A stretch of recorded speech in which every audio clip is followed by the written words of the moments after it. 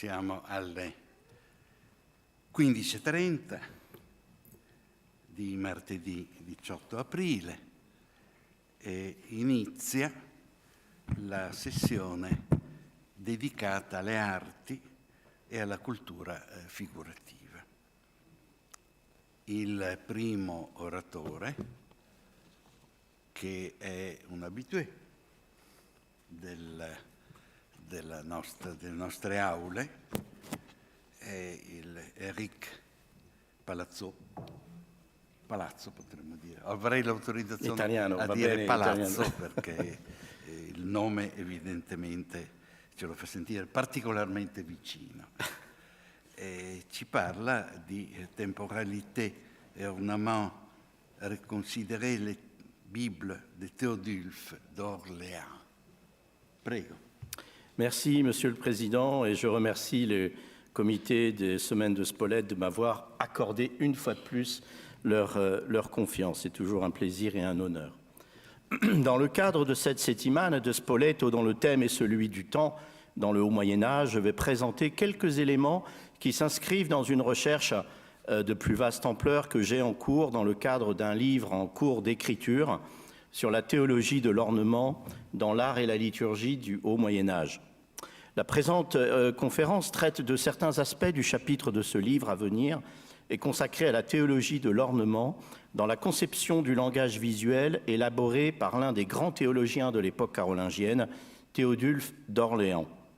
Sur la base de la définition de l'ornement appliqué à l'art oratoire établi dans l'Antiquité romaine par les grandes figures de la rhétorique, en premier lieu Cicéron, mais surtout Quintilien au 1er siècle, dans ses institutions oratoires, les théologiens chrétiens de l'Antiquité puis du Moyen-Âge ont eu à cœur de réinventer le concept d'ornement à partir du processus de christianisation d'une catégorie de la culture romaine et ceux dont ils étaient coutumiers.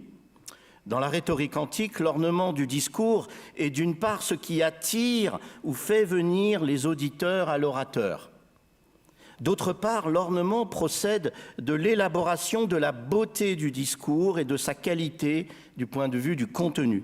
Ces deux données de la définition de l'ornement appliquées à la rhétorique antique ont été récupérées puis adaptées aux nécessités du discours théologique par les théologiens chrétiens de l'Antiquité et du Moyen-Âge. Dans plusieurs de ses ouvrages, Mary Carruthers a relevé à juste titre la façon dont, en perspective chrétienne, le thème de l'ornement s'est inscrit dans la lignée de la définition de l'ornatus par les prestigieux orateurs romains, comme Cicéron et Quintilien. De telle sorte que l'ornement en perspective chrétienne a directement à voir avec la définition de la beauté et à la façon de la percevoir, ou devrais-je dire de la recevoir et de l'animer à partir de tous les éléments créés par Dieu, et ce principalement dans le cadre de la liturgie et de ses ornamenta. Pour résumer la façon dont le christianisme s'est approprié le thème de l'ornement issu de la culture romaine, afin de la réinventer et d'en faire l'un des piliers de la théologie chrétienne, on peut dire qu'il est au cœur même de la quintessence de l'expression de la beauté selon la théologie, et que dans ce contexte, la liturgie et l'art ont été pensés comme les deux vecteurs essentiels de l'animation de la beauté à partir de l'ornement, pris ici donc dans son acception chrétienne, c'est-à-dire en lien avec la beauté de Dieu et de son œuvre de création. Dans le même sens, rappelons qu'Isidore de Séville, mort en 636, avait souligné déjà au chapitre 30 du livre 19 de ses étymologies que l'ornementation est pour ainsi dire la quintessence de la beauté. Mais d'autres auteurs chrétiens, après lui, sont allés dans des directions identiques, tout en y apportant parfois des éléments nouveaux. Le principe moteur de tout ce qui relève de l'animation de l'ornement dans la liturgie, dans la théologie et l'art du christianisme antique et médiéval, relève de ce que j'appellerais une forme de poétique de l'ornement. Théodulphe d'Orléans apparaît dans ce contexte comme l'une des figures majeures de la définition de la poétique de l'ornement, développée à la fois dans son œuvre poétique comme dans le langage visuel qu'il a sans doute lui-même construit dans plusieurs réalisations artistiques. Le parcours historique de Théodulphe est relativement bien connu, notamment grâce aux travaux récents de Claire Tignolet. Originaire du nord de l'Espagne, il est présent à la cour de Charlemagne autour de 790 et fait partie de la meute de loups, selon ses propres termes, formée par les grandes figures de la théologie de l'époque à la cour de Charlemagne. De 798 à 818, il est à la tête de l'évêché d'Orléans et de l'abbaye de Fleury. Pendant cette période, il édite un capitulaire épiscopal, il compose une grande partie de ses poèmes et s'intéresse aux productions artistiques. Mais entre 818 et 821, il est en exil à l'abbaye Saint-Aubin d'Angers, accusé d'avoir participé à la rébellion contre Louis le Pieux. L'art poétique de Théodulphe a remarquablement été étudié en premier lieu par Francesco Stella et en second lieu dans la thèse récente en cours d'édition d'Enimi Rouquette. Dans le domaine artistique, en revanche, l'historiographie reste en quelque sorte figée dans une posture, à vrai dire, incompréhensible pour qui se penche de façon approfondie sur l'art élaboré par ou autour de Théodulphe. À propos du décor peint des Bibles réalisées sous la direction de Théodulphe et de la mosaïque de son oratoire privé à Germigny-des-Prés, l'idée courante demeure celle de l'aniconisme qui aurait été défendue par le théologien, notamment dans les Libri Carolini, traité commandé par Charlemagne en 791, et dont je ne parlerai pas ici afin de privilégier d'autres matériaux textuels et iconographiques de Théodulphe. Je crois que cette considération est erronée car, comme je vais tenter de le montrer ici, Théodulphe n'a jamais défendu l'aniconisme, mais a privilégié l'ornement comme élément central d'une poétique de la beauté fondée sur des considérations relevant de la théologie. La mauvaise lecture de l'œuvre visuelle de Théodulphe repose pour une large part sur une interprétation radicale et éloignée de la subtilité de son discours sur les images, développé dans les Libri Carolini, axés, eux, sur la lutte contre le culte des images, et qui pourtant, comme l'a bien montré entre autres Christina Mittaelate, mais aussi Cilia Chazelle, Peter Seiler et plus récemment Francesco Stella, dans les Libri Carolini, on met l'accent aussi sur la christologie. Les Bibles de Théodulphe, au cœur de cet exposé, ont fait l'objet de nombreuses études, tant pour leur décor que pour le texte biblique mis au point par l'évêque d'Orléans. Du point de vue du texte, la version du texte biblique promue par Théodulphe met en avant la tradition hébraïque dans un souci constant d'établir le lien entre l'Ancien et le Nouveau Testament. Ce souci de l'établissement du lien à la fois temporel et théologique entre les deux testaments est précisément au cœur de la conception du texte biblique voulu par Théodulphe et contenu dans les différents exemplaires connus, parmi lesquels se trouvent les deux plus luxueux, le manuscrit de la Bibliothèque nationale et celui conservé à la cathédrale du Puy, tous deux réalisés entre la fin du 8e ou au tout début du 9e siècle, peut-être à Fleury ou bien au scriptorium de l'abbaye de Missy ou peut-être même à Orléans.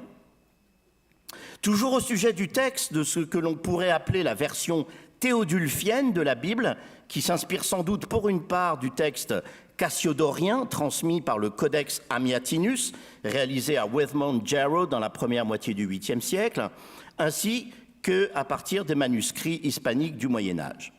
Donc à propos de cette version, Rosamond McKittrick a fait remarquer que l'entreprise de Théodulphe dans le domaine du texte biblique la positionne dans une sorte de concurrence avec la révision du texte biblique conduite sous la houlette d'Alcuin et dont les traces monumentales se trouvent dans la série des célèbres Bibles Tourangelle.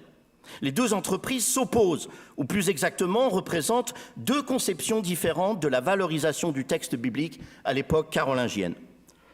L'une, celle d'Alcuin, centrée sur une forme de modernisation du texte et du latin, construite à partir de la Vulgate, et l'autre, celle de Théodulphe, défendant la tradition hébraïque du texte sacré, et ce, dans un souci de souligner avec force la continuité de l'historicité biblique entre les deux testaments. Concernant l'influence de ces deux conceptions du texte sur le décor des manuscrits, tandis qu'Alcuin a d'une certaine manière favorisé l'élaboration d'un vaste cycle figuratif, iconographique, Théodulphe a quant à lui élaboré un discours visuel de type ornemental, d'une grande subtilité, fondé donc sur la théologie de l'ornement et sa dimension poétique. Dans les deux somptueuses Bibles de Théodulphe, conservées à Paris et au Puy, et que j'ai pu consulter, L'ornement occupe la quasi-totalité du décor peint. En effet, à côté de quelques motifs relevant des éléments d'architecture et utilisés pour les peintures des tables des canons ou pour l'encadrement de l'un des poèmes de Théodulphe, ainsi que de l'ordo des livres bibliques placés en tête de chacun des manuscrits, avec les nombreux motifs animaliers peuplant les tables des canons, le concepteur du décor enluminé, très vraisemblablement Théodulphe lui-même, a concentré toute l'attention sur les différentes modalités de l'ornement. Certains auteurs ont par le passé relevé cette caractéristique des Bibles de Théodulphe et de leurs décors peints, mais sans jamais avoir tenté d'expliquer l'arrière-plan théologique de ce choix, ce à quoi je m'intéresse aujourd'hui. Donc dans mon exposé, je vais focaliser mon attention sur certains aspects de l'art ornemental de Théodulphe, principalement la relation entre la couleur pourpre et le choix de l'or pour transcrire certaines parties du texte, ainsi que l'iconographie de l'ornement de la partie finale du dernier poème de Théodulphe et localisée à la fin des manuscrits. Je laisse donc de côté la problématique de l'ornement des tables de canon. En lien avec le thème de la Settimana de Spoleto, il s'agira également de comprendre l'expression de la dimension éminemment temporelle voulue par Théodulphe, à la fois dans la conception de l'ornement et de sa beauté poétique, et à partir de la réalité matérielle codicologique des manuscrits eux-mêmes. En effet, il semble que Théodulphe se soit attelé à une tâche pour le moins délicate, consistant à montrer la conception de la temporalité biblique et ses fondements théologiques à partir de l'ornement présent partout dans les manuscrits, faisant ainsi de l'objet livre du manuscrit un élément essentiel pour comprendre la signification théologique de l'ornement et son rôle dans l'expression du temps biblique et de façon plus générale de la notion de temporalité chez Théodulphe. À propos de la notion de temps et de son corollaire, la temporalité, il me paraît important à ce stade de mon exposé d'apporter quelques précisions qui s'avèrent fort utiles au débat sur l'ornement chez Théodulphe et sa relation avec la dimension temporelle. On l'a vu ce matin, dans l'Antiquité au Moyen-Âge, la notion de temps et celle de temporalité varient selon les domaines considérés. La définition du temps chez Théodulphe semble clairement se situer dans une réflexion sur la temporalité et sa signification théologique en lien avec l'historicité biblique, et développée principalement dans son œuvre poétique. Et le décor ornemental de ces Bibles d'exprimer précisément cette conception à partir d'une certaine poétique du visuel. Plusieurs publications plus ou moins récentes se sont intéressées à la notion de temps, on en a parlé ce matin. Par exemple, une enquête menée par François Bon sur les différentes acceptions du mot tempus a permis de montrer la grande flexibilité du vocabulaire et ses significations selon les contextes, comme on l'a vu encore ce matin. Dans des sphères relevant à proprement parler de la théologie, il a été démontré que la notion de temps ou de temporalité dépendait aussi essentiellement, voire exclusivement, de la façon d'envisager le temps de la création par Dieu et la nature du temps en lien avec l'historicité biblique et du thème très riche de la tension entre ce que nous appellerions aujourd'hui le passé, le présent et le futur. Dans plusieurs de ces grandes œuvres théologiques, dont la Genèse au sens littéral et le livre 11 des Confessions, saint Augustin a développé des idées sur le temps où le passé serait le moment de l'attente, de l'expectatio, le présent celui de l'attention ou de l'attention, et enfin le futur résiderait dans la compréhension de la mémoire. Pour lui, le temps en perspective théologique relève très essentiellement d'une réflexion sur la nature de Dieu et de son implication dans le temps de la création, ainsi que dans les différents modes d'expression de la tension entre ce temps de Dieu et celui de l'homme, dont l'historicité biblique représente la forme la plus aboutie. Or, il me semble que Théodulphe s'est largement inspiré de ces idées sur le temps, exprimées par saint Augustin, pour construire son discours et sa propre réflexion sur la temporalité et l'ornement et sa signification théologique, comme l'avait d'ailleurs jadis suggéré Udo Jech. Avant de s'explorer cet aspect de l'œuvre de Théodulphe, à partir de l'ornement du décor des Bibles, il est nécessaire de s'attarder sur la dimension à la fois ornementale et théologique de l'œuvre poétique du théologien carolingien, car les deux domaines d'expression, comme vous allez le voir, vont de pair. Dans son ouvrage sur la poésie carolingienne latine à thème biblique, Francesco Stella a proposé des hypothèses très stimulantes au sujet de l'art poétique de Théodulphe et son arrière-plan biblique et exégétique. À partir de l'examen précis à la fois du vocabulaire, de la langue, du style, de la poésie de Théodulphe, dont certains aspects concernent les poèmes contenus dans les Bibles, sur lesquels je vais revenir, l'auteur a confirmé l'originalité de Théodulphe. Son style poétique est fortement marqué par un certain nombre de références aux poètes de l'Antiquité, en premier lieu à Virgile, mais aussi Ovide, Paulin de Nole, Prudence, Venance Fortuna. Le texte biblique lui-même est reçu à travers une forte poétisation des modes d'expression dont fait preuve Théodulphe. Une autre caractéristique importante de l'œuvre poétique de Théodulphe, toujours selon les résultats des analyses faites par Francesco Stella, concerne cette fois la forte dimension exégétique de ses poèmes. Dans ce contexte de l'exégèse biblique chez Théodulphe, développé dans ses poèmes, l'un des thèmes majeurs est celui de la relation, ou plus exactement du lien théologique entre l'Ancien et le Nouveau Testament.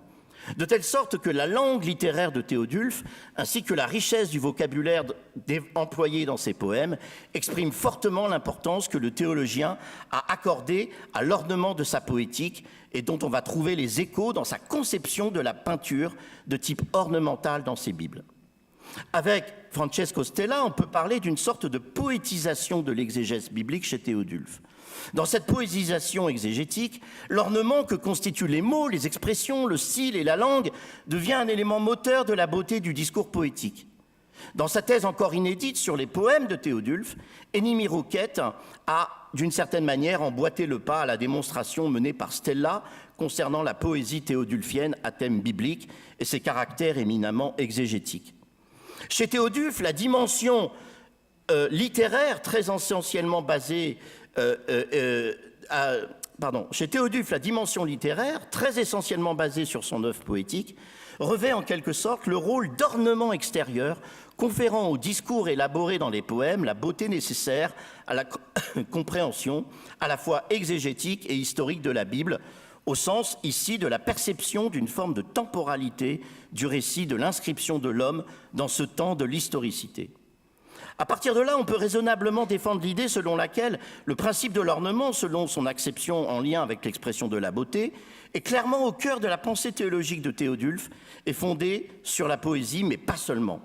Dans toute son œuvre poétique, on constate presque à chaque vers la volonté de Théodulphe de faire de l'ornement le principe essentiel de la beauté, de sa poésie et de sa signification théologique.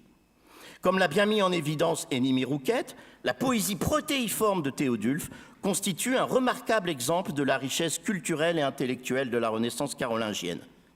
Ainsi, au-delà de son intérêt majeur que représente la poésie théodulphienne pour notre sujet, en lien avec la mise en place d'un discours du visuel très complexe et sophistiqué sur l'ornement dans la peinture des manuscrits, notamment les deux célèbres Bibles, il est nécessaire de rappeler le rôle central tenu par l'œuvre poétique de Théodulphe dans la compréhension de la culture de l'époque carolingienne et dans la définition de ce que l'on peut donner du terme Renaissance.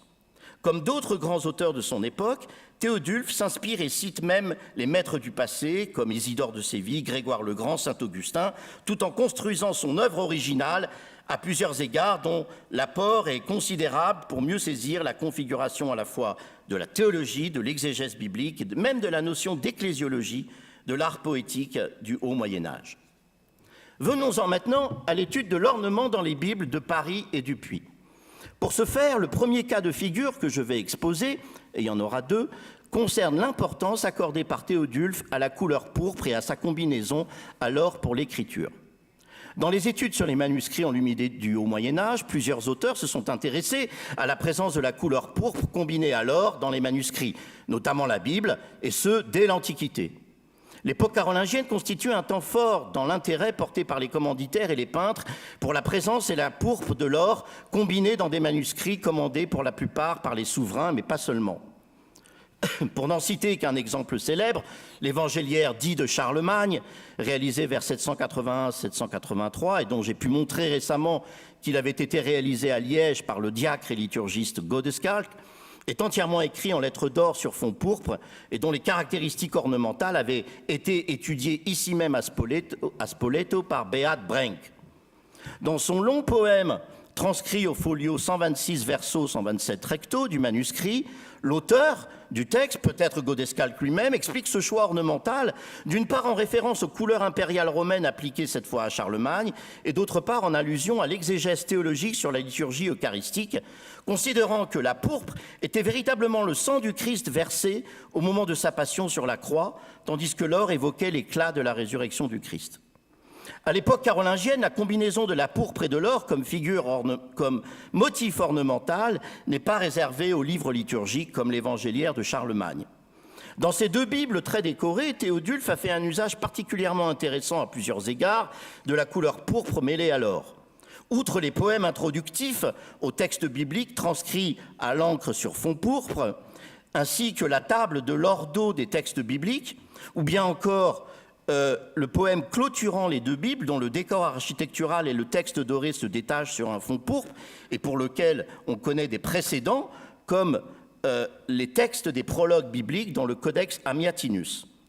Théodulphe a pris soin de réserver cette combinaison ornementale à la partie contenant le texte du psautier d'un côté et celle où se trouvent les textes des évangiles de l'autre.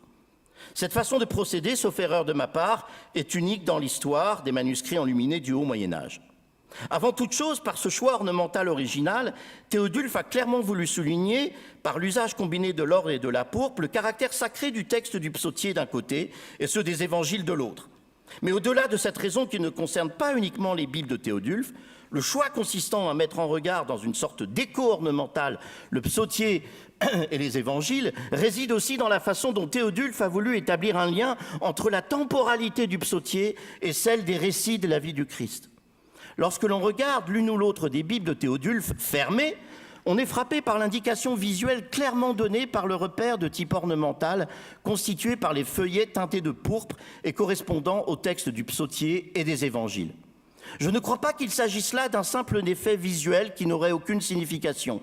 Le manuscrit lui-même, en tant qu'objet, contenant l'intégralité de l'histoire, du temps de l'histoire biblique, est le lieu de ce temps de cette histoire et de l'expression de la temporalité protéiforme conçue par Théodulphe.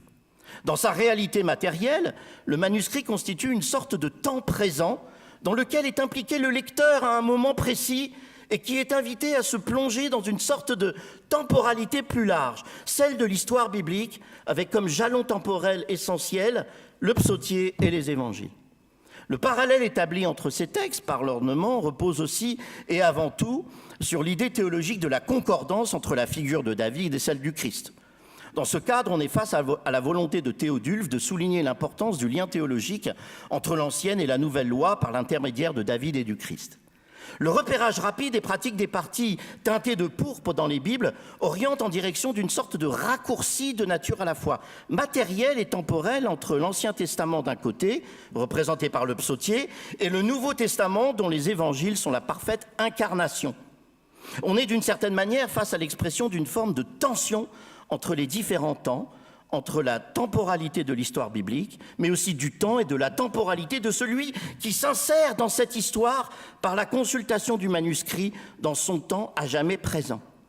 L'ornement joue ici un rôle de premier plan dans l'exégèse théologique, mettant en parallèle David et le Christ, le psautier et les évangiles, mais aussi l'Ancien et le Nouveau Testament. Le discours sur l'ornement, qui caractérise dans le cas présent le psautier et les évangiles dans les Bibles de Théodulphe, s'inscrit également dans une réflexion menée par le savant théologien carolingien sur la temporalité à travers l'historicité biblique et le temps présent de celui qui consulte le manuscrit. Ce lecteur averti peut ainsi naviguer à partir de l'ornement et de son expression poétique de nature théologique, puisque certains feuillets teintés de pourpre contiennent justement les poèmes de Théodulphe et vivre pleinement la complexité du temps selon la théologie chrétienne et ses caractéristiques augustiniennes, l'attente, l'attention et la mémoire.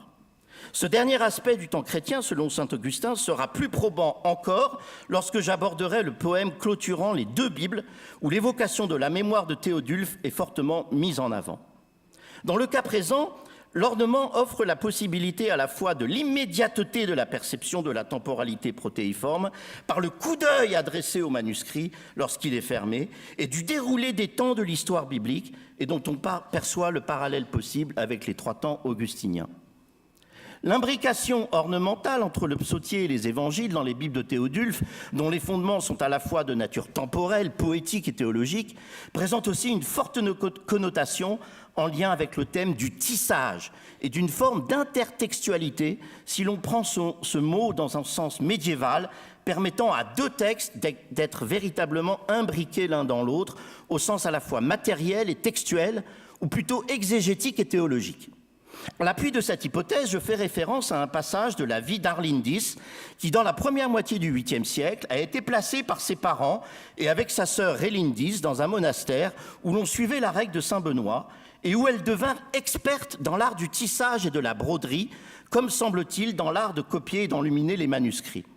Dans ce chapitre de la Vita qui lui est dédié, il est question des travaux d'ornement, des tissus, exécutés par la jeune fille et pour lesquels elle faisait usage de matériaux précieux comme l'or.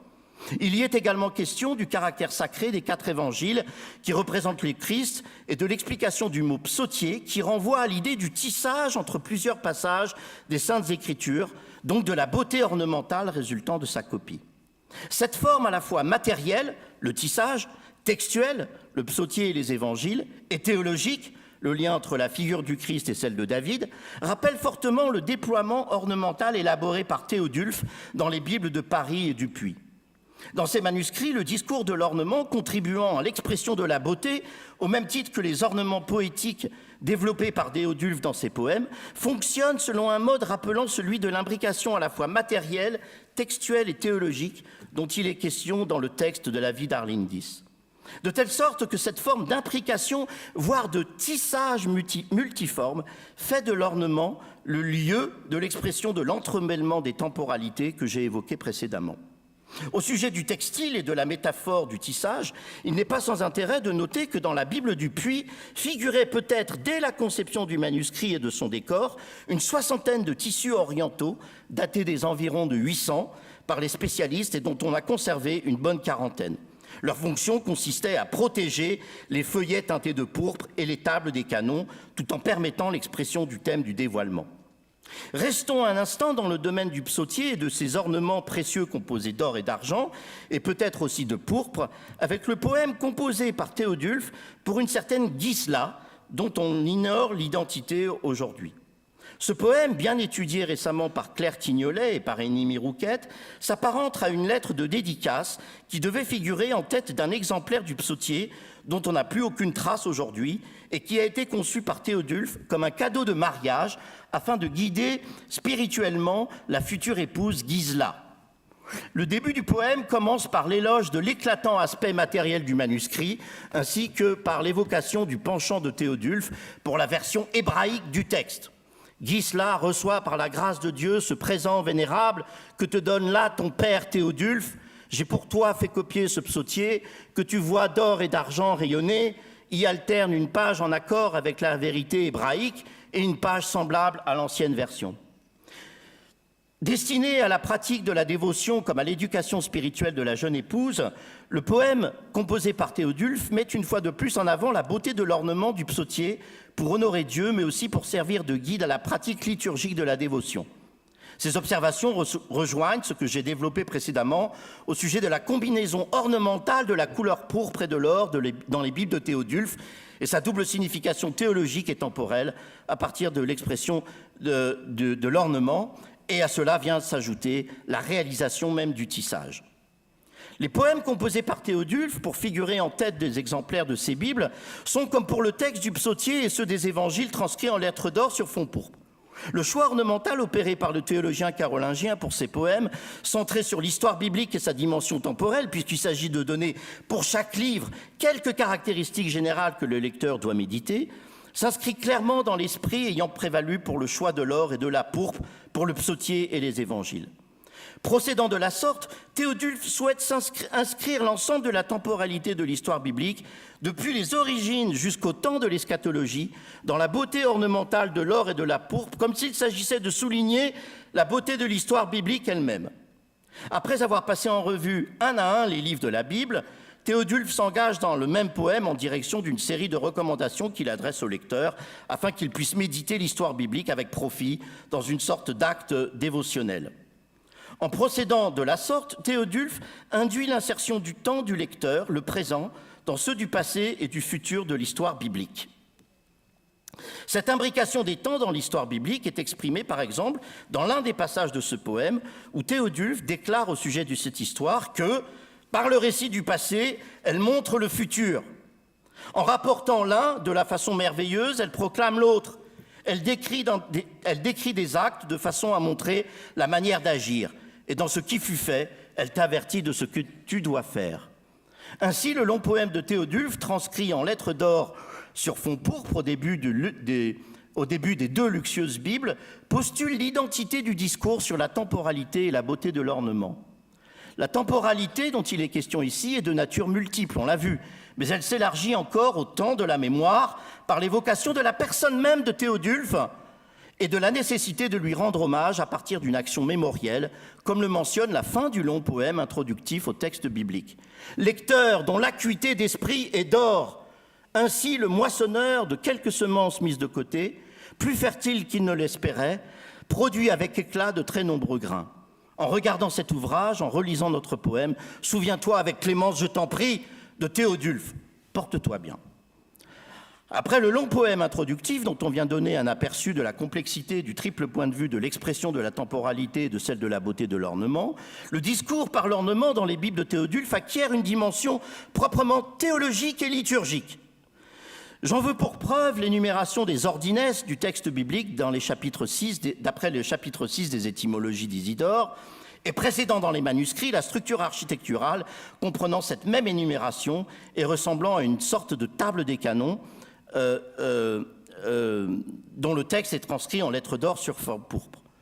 Or, la forme visuelle générée par ce texte est celle de la croix, comme s'il s'agissait ici pour Théodulphe d'ajouter à la dimension temporelle de la beauté de l'ornement décrite jusque-là et relative à la théologie de la Passion à partir du motif de la croix. Cette structure en forme de croix n'est pas sans rappeler l'idée sous-jacente présente dans l'ornement du prologue au Pentateuque, dans le Codex Amiatunus, dont on a déjà relevé les liens avec le texte des Bibles de Théodulphe. L'ensemble de ce discours visuel sur la beauté de l'ornement et la temporalité est placé en tête du manuscrit, considéré comme l'incarnation du récit lui-même et de sa beauté en lien avec les différents temps d'expression. À la fin de chacune des deux Bibles, on trouve la transcription, toujours en lettres d'or sur fond pourpre, de ce qui s'apparente à une sorte de poème de dédicace composé par Théodulphe. La plus grande partie du poème est copiée sous une structure architecturale, rappelant fortement celle des tables des canons, mais aussi et surtout le motif d'architecture encadrant l'ordo des textes bibliques. Le début du poème consiste en une sorte de plaidoyer en faveur du culte du texte sacré, tout en insistant sur la beauté ornementale dont on trouve des échos dans le poème dédié à Gisela au sujet du psautier qui lui avait été offert par Théodulphe. Dans ce passage, il est aussi question du thème du tissage que j'ai évoqué précédemment au sujet de la beauté ornementale du texte du psautier transcrit en lettres d'or sur fond pourpre. La mention du tissage comme élément sans doute central pour comprendre la notion de beauté ornementale en perspective chrétienne fait d'une certaine manière corps avec l'expression de la temporalité dans le texte biblique. Je cite, « Ce codex, Théodulphe le fit faire par amour pour celui dont la loi bénie retentit ici. Il resplendit en effet à l'extérieur de pierre, d'or et de pourpre, mais il brille à l'intérieur d'une gloire plus éclatante encore. Là, après les livres vénérables de la loi catholique, un petit écrit « Voix » occupe une modeste place. Commençant au tout début du temps, il tisse son œuvre à travers les noms des pères et des rois. Le dernier feuillet, et c'est la fin presque de mon exposé, le dernier feuillet de chacune des deux Bibles me paraît constituer une sorte d'apothéose du discours à la fois iconographique et poétique de Théodulphe sur la relation entre la temporalité et la théologie de l'ornement. Et Théodulphe lui-même d'être le cœur de ce discours à travers une seconde évocation de sa mémoire et de sa perpétuation dans le temps, après celle que l'on a remarquée à la fin du long poème introductif copié au début de chaque manuscrit. Dans l'un des derniers feuillets des Bibles contient une riche et complexe iconographie ornementale que je vais succinctement présenter. L'organisation du décor ornemental de la page est construite à partir des derniers vers du poème final de Théodulphe et que le scribe, peut-être aussi le peintre du décor, a intentionnellement séparé du reste du texte, sans doute à la demande de Théodulphe lui-même, si l'on considère la place occupée par le théologien dans le poème. Vis très longtemps, heureux en Dieu, ô lecteur, et n'oublie pas, je t'en prie, ton Théodulphe. C'est la fin de ce livre, expliquit Libère, que ceux, grâce à qui il fut achevé, aient paix, vie et salut, ainsi que toi, lecteur, salut. Tout dans ces ultimes vers renvoie à l'imbrication des différents niveaux de temporalité dont on a déjà parlé, mais aussi à l'importance du temps présent, celui du lecteur qui s'apprête à méditer et à lire le texte biblique et les poèmes composés par Théodulphe pour perpétuer sa mémoire. Ce discours poétique, à forte connotation théologique, prend forme dans la beauté ornementale du décor. Outre le texte écrit en capital d'or sur fond pourpre, on ne peut qu'être frappé et interpellé par ce monumental cercle composé de motifs végétaux entrecoupés par des croix, 14 au total, et à l'intérieur duquel on lit, selon un dispositif graphique rare, voire unique et quelque peu étonnant, comme l'avait remarqué Léopold de Lille, expliquit Libère. Ce dispositif graphique destiné à indiquer la fin du livre ou d'un chapitre du texte biblique et dont on n'est à ma connaissance pas habituel dans les manuscrits contenant la Bible ou même pour tout autre type de texte. On pourrait parler ici d'une véritable iconographie faisant penser à celle de l'imago clipeata. Le cercle est la couronne végétale marquée par la présence de plusieurs croix. À l'intérieur de cette espèce de mandorle circulaire, je propose l'hypothèse selon laquelle Théodulphe a voulu évoquer et même représenter le Christ à partir d'un langage sophistiqué sur l'ornement. Tout d'abord, remarquons la forme, bel et bien, tout d'abord, remarquons la façon dont l'explicit est transcrit. La formule a été découpée en 4 éléments distincts qui, au final, forment bel et bien la formule indiquant la fin du codex. Nul n'était pourtant besoin de couper de la sorte la formule et surtout de lui donner une telle importance visuelle au centre du feuillet et à l'intérieur du cercle que je considère être une mandorle. Dans l'iconographie de la Majestas Domini, la mandorle circulaire n'est pas fréquente, mais on connaît un certain nombre d'exemples bien connus dans la Majestas des évangiles de Gundoenus, ou bien la peinture monumentale contenue dans le Codex Amiatinus, ou encore, comme troisième exemple, le Codex Rossano.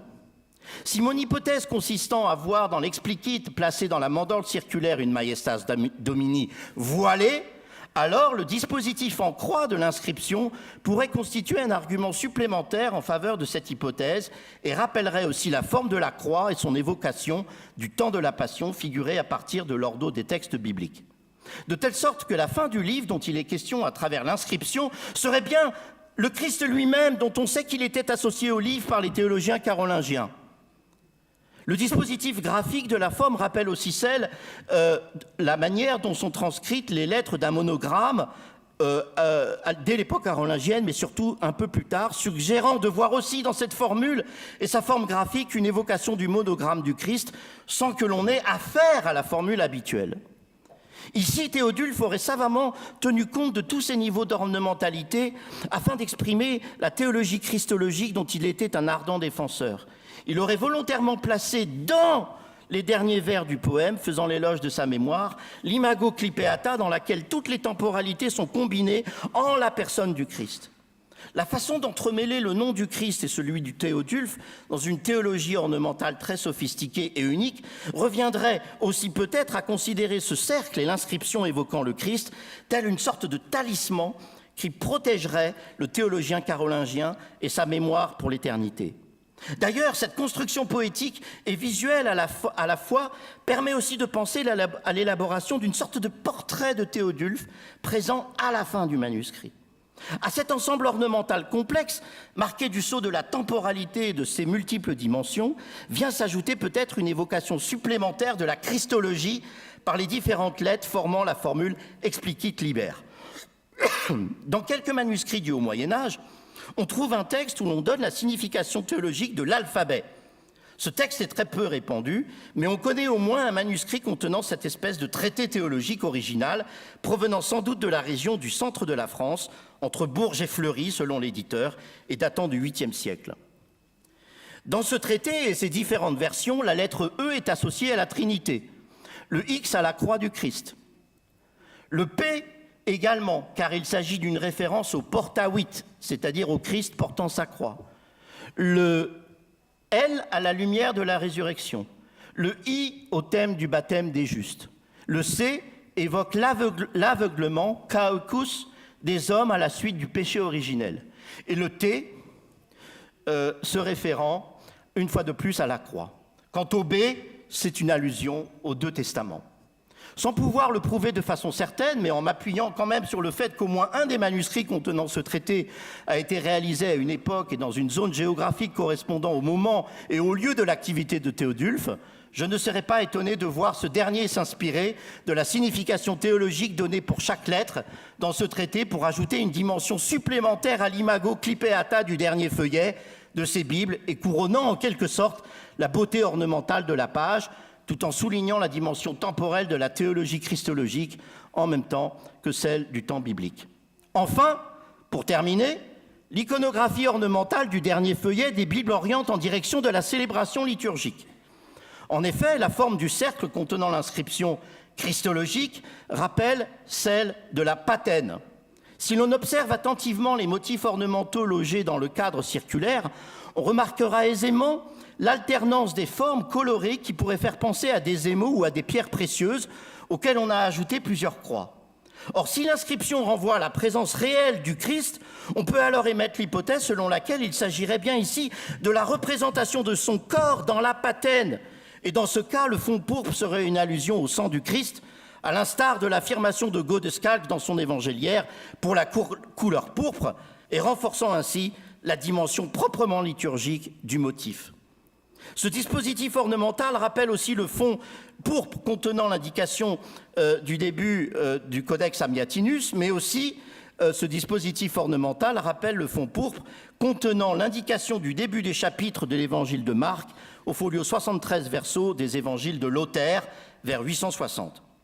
Théodulphe, si c'est bien lui le concepteur de ce décor ornemental complexe, comme on peut le croire étant donné son rôle dans la composition du poème, n'a cependant pas demandé au peintre de représenter la réalité matérielle d'une patène, même si la réalité matérielle de certaines patènes du Haut-Moyen-Âge frappe par la similitude ornementale avec l'évocation de l'objet dans le feuillet final des Bibles de Théodulphe.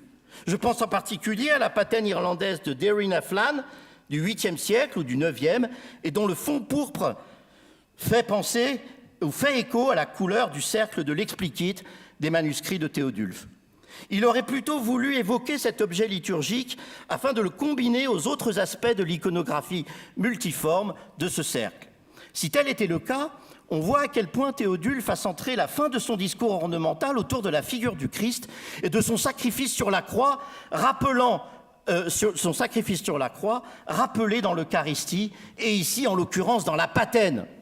Au sujet de cet objet, rappelons qu'il appartient à la catégorie des ornamenta ecclésiae, c'est-à-dire tout le nécessaire pour la célébration liturgique, et dont la fonction est justement de type ornemental dans son acception théologique, et non pas au sens de quelque chose de purement décoratif. Rappelons aussi que lors du déroulement du rite eucharistique, la patène est utilisée pour contenir les hosties précisément au moment où le prêtre prononce les paroles censées avoir été dites par le Christ lui-même à ses disciples. Faites ceci en mémoire de moi. Le thème de la mémoire évoqué par le Christ et rappelé au moment de la consécration des espèces rencontre ici celui de la mémoire individuelle de Théodulphe. De là, je crois, l'idée d'avoir entrelacé les deux mémoires dont il est question ici, celle personnelle de Théodulphe venant s'infiltrer ou s'insérer dans la mémoire liturgique du corps du Christ lors de la célébration de la messe, clairement évoquée ici par la patène, associée à une mandorle circulaire. Le lien de ce motif circulaire avec le thème eucharistique n'est pas sans rappeler encore certains aspects du décor des moules à hostie du Haut Moyen-Âge, comme par exemple ceux indiquant l'alpha et l'oméga, le début et la fin, correspondant ainsi à l'idée exprimée par la formule « explicite liber ». Enfin, toujours au sujet de la patène, je note que dans l'un de ses capitulaires à l'attention des prêtres, Théodulphe mentionne la patène avec le calice comme les ornamenta sacra demandant un très grand soin. L'ornement circulaire en lien avec l'hostie, la patène et la mandorle s'inscrit dans le rappel de la dernière scène et de la parole adressée par le Christ à ses disciples « Faites ceci en mémoire de moi ».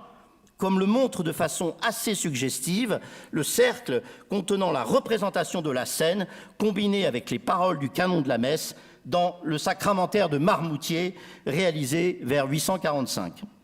Pour conclure, cette exploration du temps et de la théologie ornementale chez Théodulphe et la façon dont il les a déployées dans ses Bibles peintes, je soulignerai à quel point le théologien se situe aux antipodes d'un discours contre les images. Bien au contraire de cela, Théodulphe a mis au point une savante théologie ornementale au cœur de laquelle l'expression de la complexité de la temporalité chrétienne trouve pleinement sa place. À ce stade de mon exposé, il me semble enfin possible d'affirmer qu'en la matière, Théodulphe se situe à mi-chemin entre la tradition chrétienne de l'Antiquité et le discours de son temps sur l'image et la théologie christologique. Il aura peut-être été un relais essentiel entre la façon dont Augustin concevait le temps et basé sur la relation complexe entre l'attente, l'attention et la mémoire, et que Théodulphe semble avoir repris à son compte. Pour lui donner une allure nouvelle, correspondant à sa pensée visuelle, fondée sur la beauté de l'ornement.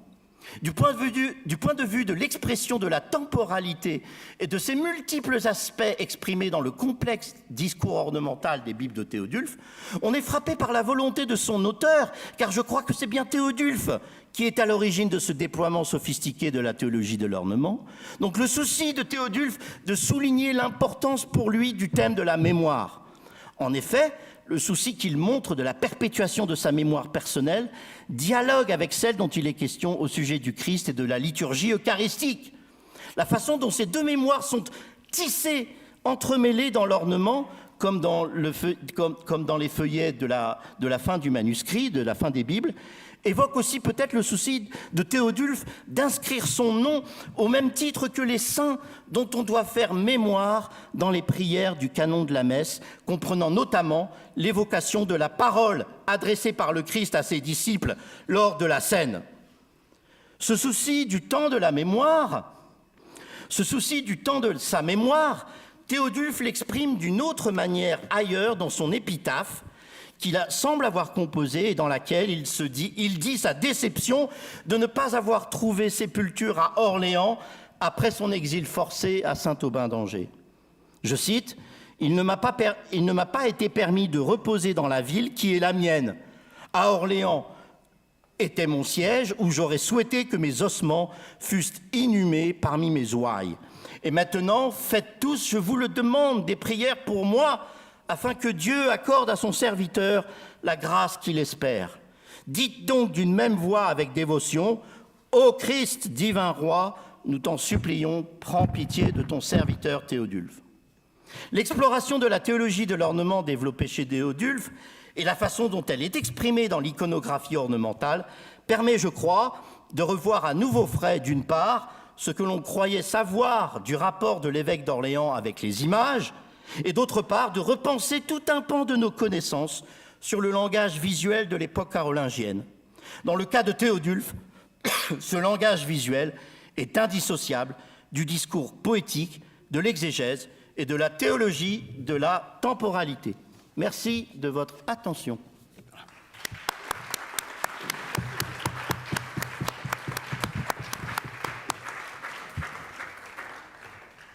Grazie.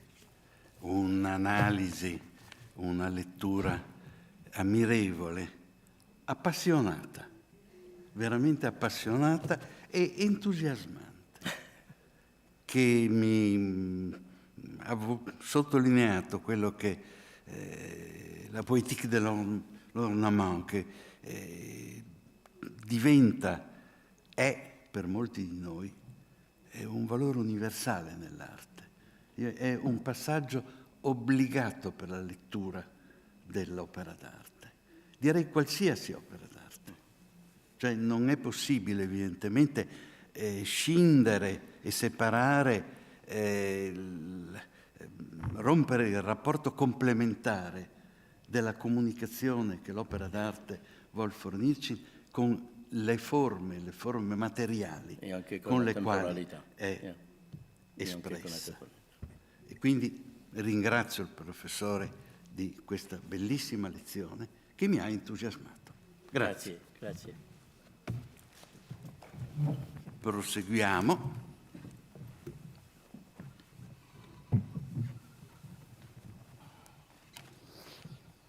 Sam Barrett, Musical Time in Performance of Early Medieval Ritmi. Prego. Thank you. I would like to begin by thanking the organizers and the translators. It's a great honor to present in such a venerable conference and in such a spectacular venue. Thank you for your patience in listening to a paper about medieval music. I realize that not everyone will be familiar with technical details about music, so I'll do some demonstration by singing. I should also warn you in advance that this paper is mainly about rhythm. I hope you'll agree by the end that this is an important theme in a conference about time. It is in many ways not surprising that the section headed Time in the Cambridge History of Western Music Theory, published in 2002, begins in the 13th century. It was during this century that a systematic way of measuring rhythm in music was first documented for the polyphonic repertory associated with the Cathedral of Notre Dame in Paris. Earlier medieval notations had provided some indications of rhythmic lengthening and shortening, but without specifying relative durations in quantitative terms. Earlier medieval music theory had given a rational account of pitched sounds in terms of intervals and scales, but left largely to one side precise measurement of time in music. Such differences in theory and practice imply that circa 1200, or in the closing decades of the 12th century at the earliest, there was a new impetus to apply quantifiable temporal succession to extended passages of sounding music, or at least to Notre Dame polyphony. Modern understanding of time in medieval music before circa 1200 has been shaped by intensive research on a single repertory of plain chant. Extensive study of pneumatic notations that survive for Romano-Frankish chant from the 9th century onwards has led to considerable insight into questions of rhythm in performance. Although there remain proponents of applying durations in a strict 2-to-1 ratio to this repertory, the largely settled view is that what is commonly known as Gregorian chant was sung oratorically, that is, employing a supple rhythmic delivery shaped by the accentuation of prose texts and some sense of arsis and thesis in melodic phrasing, supplemented by agogic nuances or subtle durational variations as revealed by semiological study of the neumes. Similarly, sustained research has not been undertaken into the performance of early medieval Latin song, by which is meant sustained repertories of Latin strophic poetry such as hymns, rhythmi, and settings of non-liturgical metrical verse. Two main factors have impeded understanding in this area. First, a search for a single systematic rhythmic realization that has resulted in applying rhythmic solutions derived either from later medieval mensural notations or from approaches developed for coeval chant repertories. And second, a restrictive periodization in which the beginnings of medieval music have been associated with the beginnings of practical notation and the theorization of a body of chant transmitted from Rome to the Frankish Carolingians in the Carolingian era. It will be proposed here that a widening of the frame of reference back to late antiquity opens up a new body of broadly theoretical reflection on time in music that was of direct and continuing relevance to questions of rhythm in Latin song through to at least circa 1200. The following study follows a tripartite structure, beginning with the thinking of St. Augustine, which we were introduced to just now, before turning to the medieval transmission of the hymn that proved thematic in his new way of thinking, Ambrose's Deus Creator Omnium.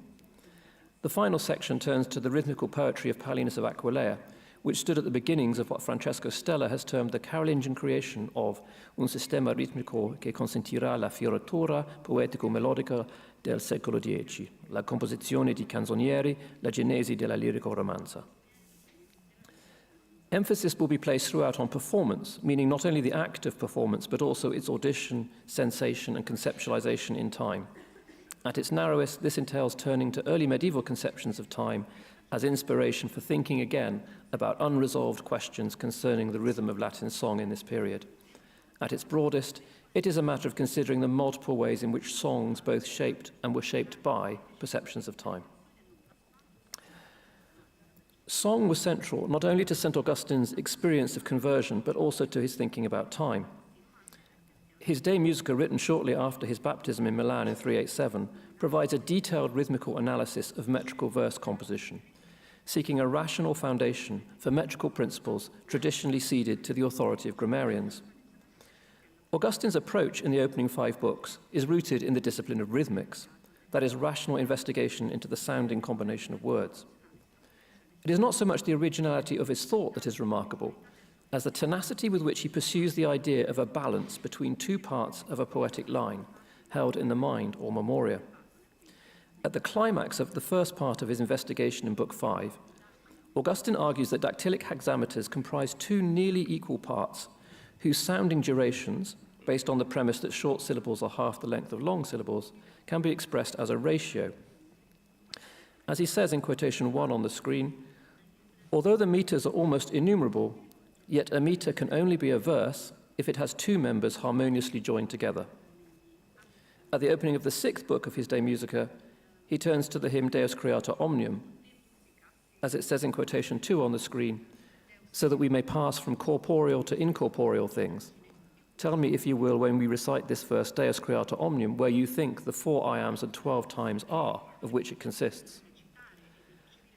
Augustine concludes that there are 5 types of number in the acts of reciting, perceiving, and remembering, the highest of which are the judicial numbers that both enable and judge delight. In seeking to explain how this happens, he ventures that numbers are appreciated by an affection or motion of the soul that both acts on the body and reaches out to God, who, as it says in quotation 3 on the screen, is the highest and eternal origin of rhythms, numerorum, and similarity, and equality, and order. Hymns similarly figure at key moments in Augustine's Confessions, where they are recalled in 2 distinct ways. First, he considers them as vehicles for moving the effects, opening up the soul for an influx of grace, thereby enabling personal redemption.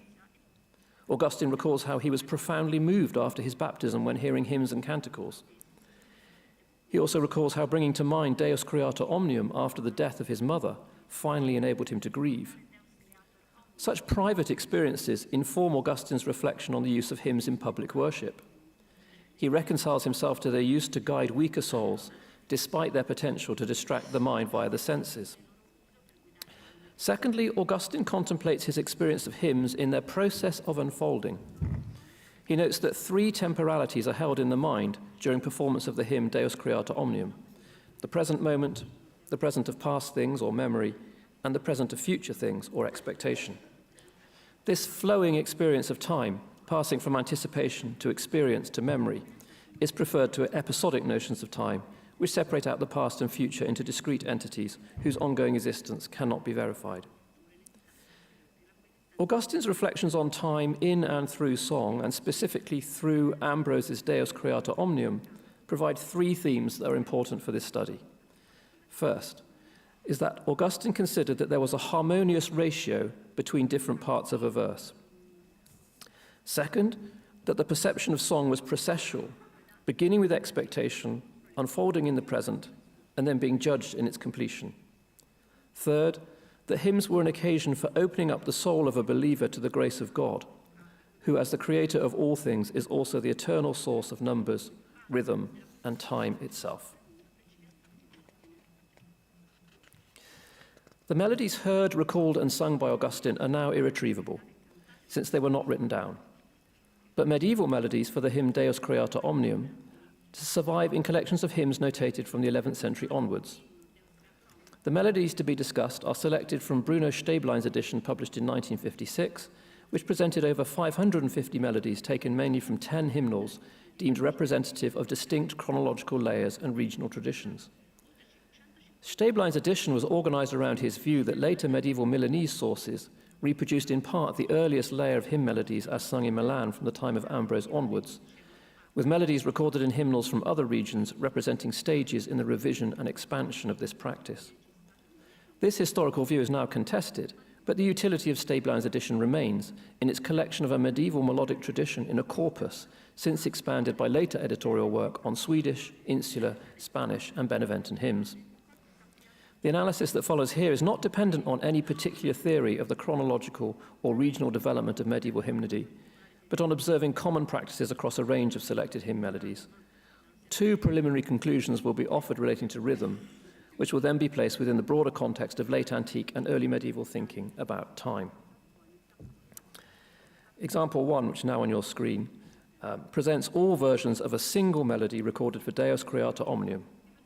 That single melody is the one at the top, as found in a 14th century Milanese hymnal, number 1. Stäblein regarded this Milanese version of the melody as representative on stylistic grounds of the earliest layer of Milan hymnody.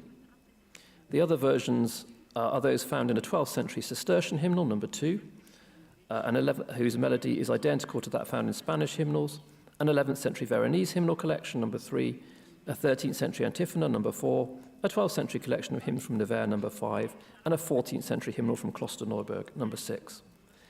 The notation used in this example reflects Stäblein's edition, in which pitches, but not rhythm, are signalled, thereby leaving open the question of the rhythm of these hymns in performance.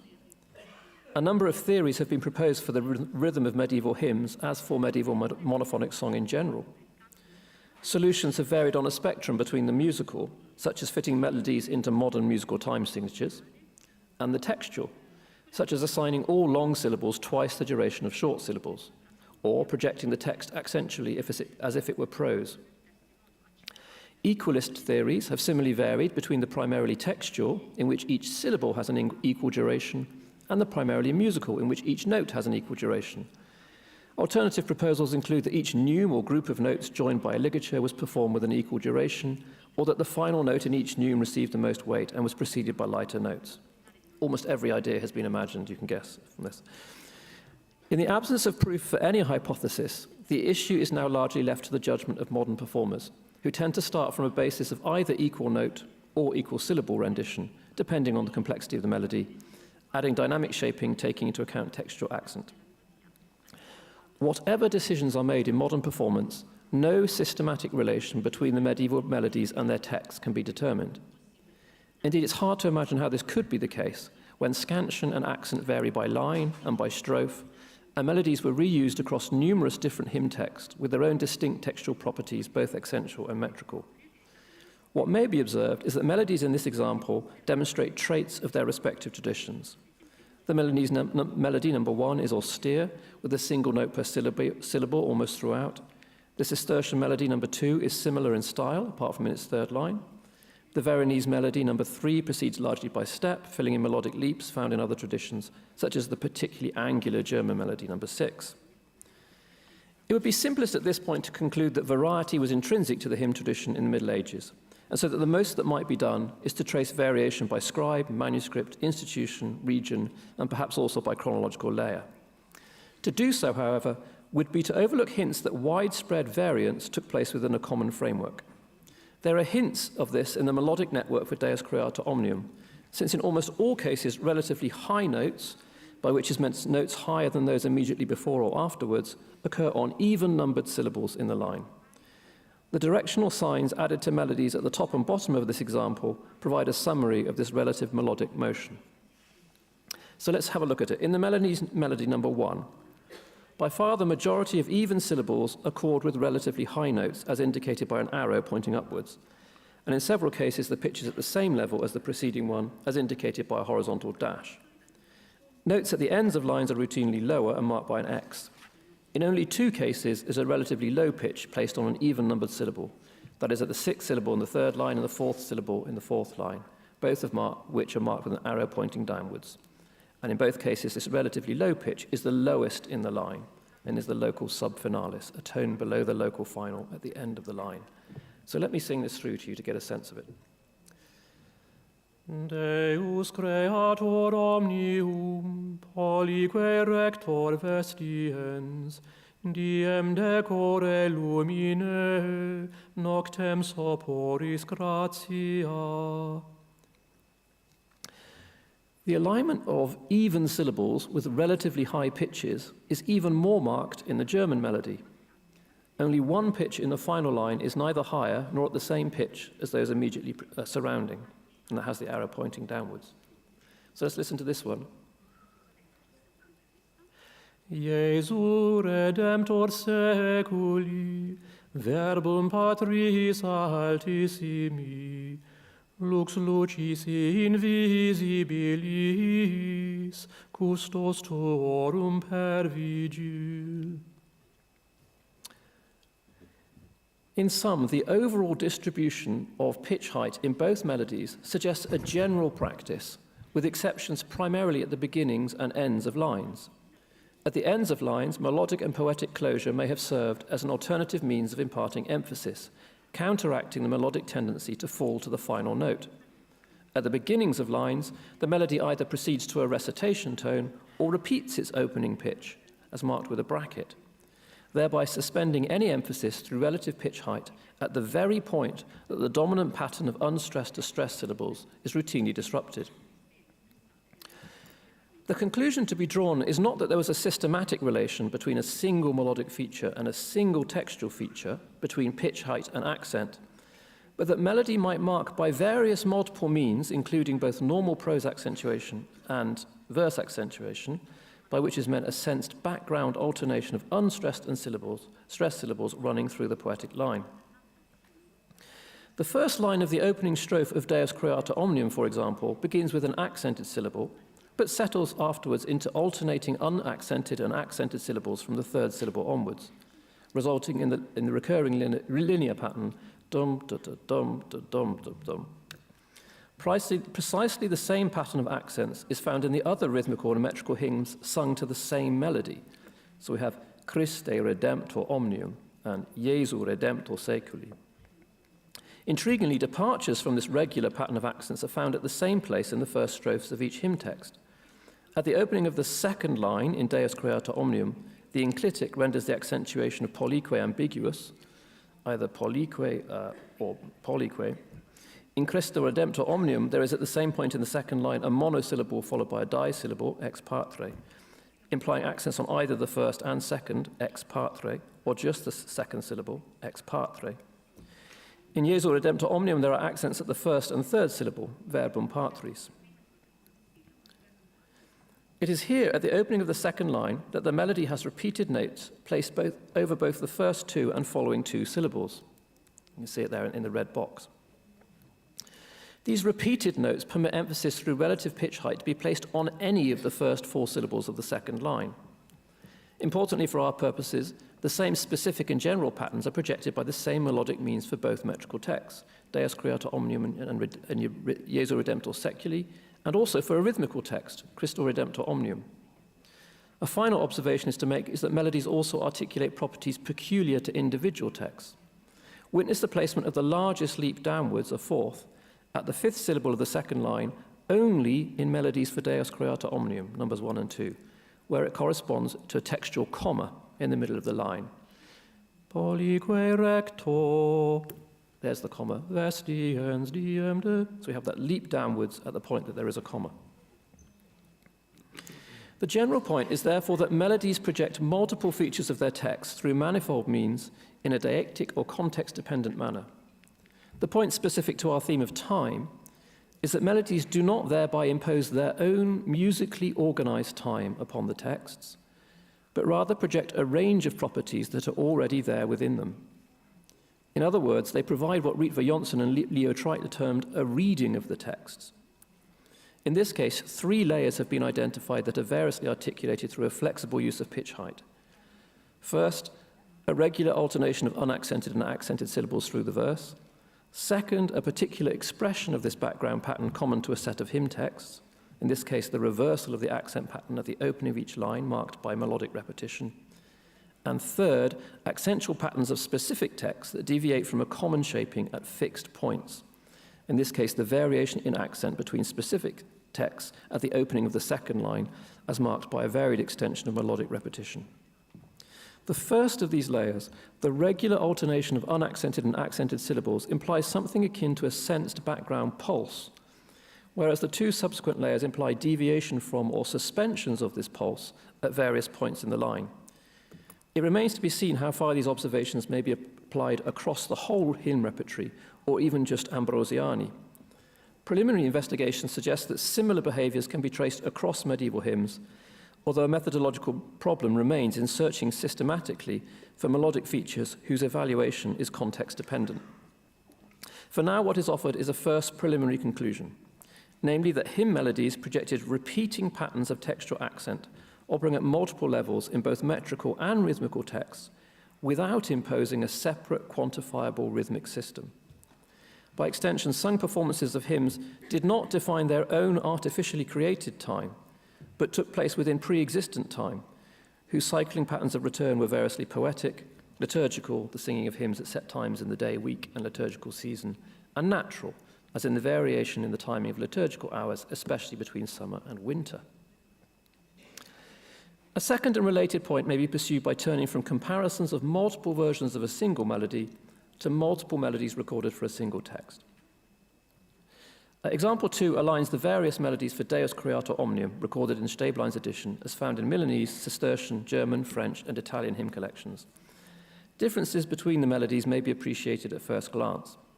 There is, broadly speaking, an increase in the number of notes per syllable reading down the page. That is, the Milanese and Cistercian melodies numbers 1 and 2 are the simplest, and the melody recorded in an Italian collection, number 5, is the most florid. So let me just remind you of the first melody, number 1, the Milanese. Deus Creator Omnium Polique Rector Vestiens. And compare that to the Italian melody, number 5. Deus Creator Omnium Polique Rector Vestiens. Much more florid. The melodies recorded in 2 French and German collections, numbers 3 and 4, are characterized by the widest leap and widest overall range. And I'll just sing the French melody for you, number 3, so you can appreciate the leaps. Deus Creator Omnium Polique Rector Vestiens, Diem decore lumine, noctem soporis gratia. Much harder to sing. By contrast, the melody, we go back to the Italian collection, one at the bottom, number 5, you can see it moves predominantly by step, keeping to a relatively narrow range, as do the Milanese and Cistercian melodies. Deus Creator Omnium. It's all moving very smoothly. Now, these stylistic features are all consistent with the stylistic characteristics of these melodic traditions, as already seen in the small sample in example 1, and matters might be left there. But this would once again be ignore hints that stylistic variety is underpinned by common ways of projecting the verse structure. A sense of balance between lines and across the strophe may be detected in all melodies. I'll begin again with the Milanese melody at the head, number 1. And you might like to, as I'm singing it through this time, listen out for what you think of the repetitions as they unfold. Deus Creator Omnium Polique Rector Vestiens, Diem decore lumine, noctem soporis gratia. So as you've just heard, the final notes of each phrase map out a tonal hierarchy. At the largest level, there is an antecedent-consequent relation between the open cadence on the subfinalis at the end of the second line. In fact, this works, there we are. Vestiens, which is an open cadence, and then it feels like it wants to close at the end. Gratia, vestiens, gratia. So we hear the antecedent-consequent relation. At a smaller level, the cadences on odd lines on the superfinalis, labeled O dash, there and there, are the most open of all. Omnium lumine. They feel open, they feel very unstable. The The melodic content of each line also sets up antecedent-consequent relations with varied repetitions between lines 1 and 2. So these are marked A and A dash. I'll sing those through again. You can appreciate that A dash is a version of A. Deus Creator Omnium Polique Rector Vestiens. They have basically the same contour that's been adapted between the A and A dash. And this is followed by 2 phrases that are, in a sense, inversions of each other. So in one labeled B, we start on an E and we go upwards to a G. And the one labeled B dash, we start on an E and go downwards to a C. Diem decore lumine, noctem soporis gratia. The almost entirely syllabic style of the melody also leads to a sense of balance between each line and across the strophe. The melody at the foot of example 2a, it's number 6, our Kloster-Neuburg melody, exhibits similar principles with a different style. I'll sing this one through to you. Deus creator omnium, polique rector vestiens, diem decore lumine, noctem soporis gratia. So, as you've just heard in this one, there is a strict alternation of open and closed cadences at the end of even and odd lines. So we have the cadence marked O and the cadence marked C. Odd lines all end on the pitch E. Omnium and lumine, they both end on the same pitch. And at the end of the even lines, they both end on G. Vestiens gratia. The opening two lines also feature strict melodic repetition, both labelled A. Deus creator omnium, and then the same melody. Polique rector vestiens. And they're followed by two complementary melodic phrases. So in line 3, we go up to the top of the range. Diem decore lumine. And in line B dash, we stay down on the lower fourth. Noctem soporis gratia. The more pneumatic style of this melody, featuring either 1 or 2 notes per syllable, is also balanced in terms of notes, with 11 notes in lines 1 to 3 and 12 notes for the final line. Similar balancing through tonal closure, melodic repetition, and a broad equivalence in the number of notes between phrases may be found in all the melodies as summarized in example 2, and I put it simply on the slide here. Perhaps the easiest thing to appreciate from this slide is the final column, to see that the number of notes per line is balanced in all cases. These results are not in themselves surprising, since all these observed features are functions of melodic coherence that are emphasized within the strictly defined framework of verse. Paying analytical attention to these features nevertheless brings to the fore a level of rhythmic cyclicity or periodicity that has often been omitted from consideration of rhythm in performance. That is, the multifaceted ways in which melodic balance is achieved at the level of line, paired lines, and strophe. To state my second preliminary conclusion briefly, whatever solutions were adopted at the micro level of rhythmic realization, they took their place within progressively larger cycles of melodic organization that were held in a rhythmical or numerical balance. One of the attractions of considering the question of rhythm in this way is that it aligns with theories of rhythm in late antiquity and the early Middle Ages. At the beginning of this period, Augustine's analysis of balanced lines in metrical poetry through the discipline of rhythmics demonstrated how small-scale variety in metrical schemes was predicated upon higher levels of rhythmic, temporal, and ultimately numerical unity. At the other end of our period, Guido of Arezzo drew an analogy between verse composition and musical composition in the 15th chapter of his treatise, the Micrologus, written in the 1020s. Now, his comparison implies no systematic relation between metrical lengths or any other feature of verse and musical duration, but it provides principles for the organization of melodic phrases. Echoing antique rhetorical teaching, Guido recommends varietas in all things while stressing the importance of equalitas. He enjoins that phrases should be of similar length and particularly recommends repetition, repetition with small changes, and paired phrases of like melodic content. The underlying principle is that melodic units and phrases should display dissimilar likeness, similitudo dissimilis, as heard especially in Ambrosian hymns. And I'll simply read through the translation in English. There is a rational articulation if a moderate variety of neumes and phrases is accomplished in such a fashion that always neumes correspond to neumes and phrases to phrases with a certain simility. That is, let there be a dissimilar similitude in the manner of the very delightful Ambrosian hymns. So this is precisely what we've just been looking at. In both theory and practice, then, varietas proceeded from equalitas. The Pythagorean and Platonic roots of such thinking are evident and have implications not only for aesthetic contemplation, but also for the history of medieval music. since what is posited are theoretical principles that remained universally valid and unchanging, while practice was subject to what Fritz Frecko memorably termed permanente Wandel, permanent change. To consider in further detail how equalitas was variously realized in songs at a distinct historical moment in the earlier Middle Ages, let us turn finally to the rhythmical poetry of the 8th century patriarch of Aquileia, Paulinus. Appreciation of the music of the rhythmi attributed to Paulinus of Aquileia has been enhanced in recent years by research connected to the Corpus Ritmorum Musicum directed by Francesco Stella.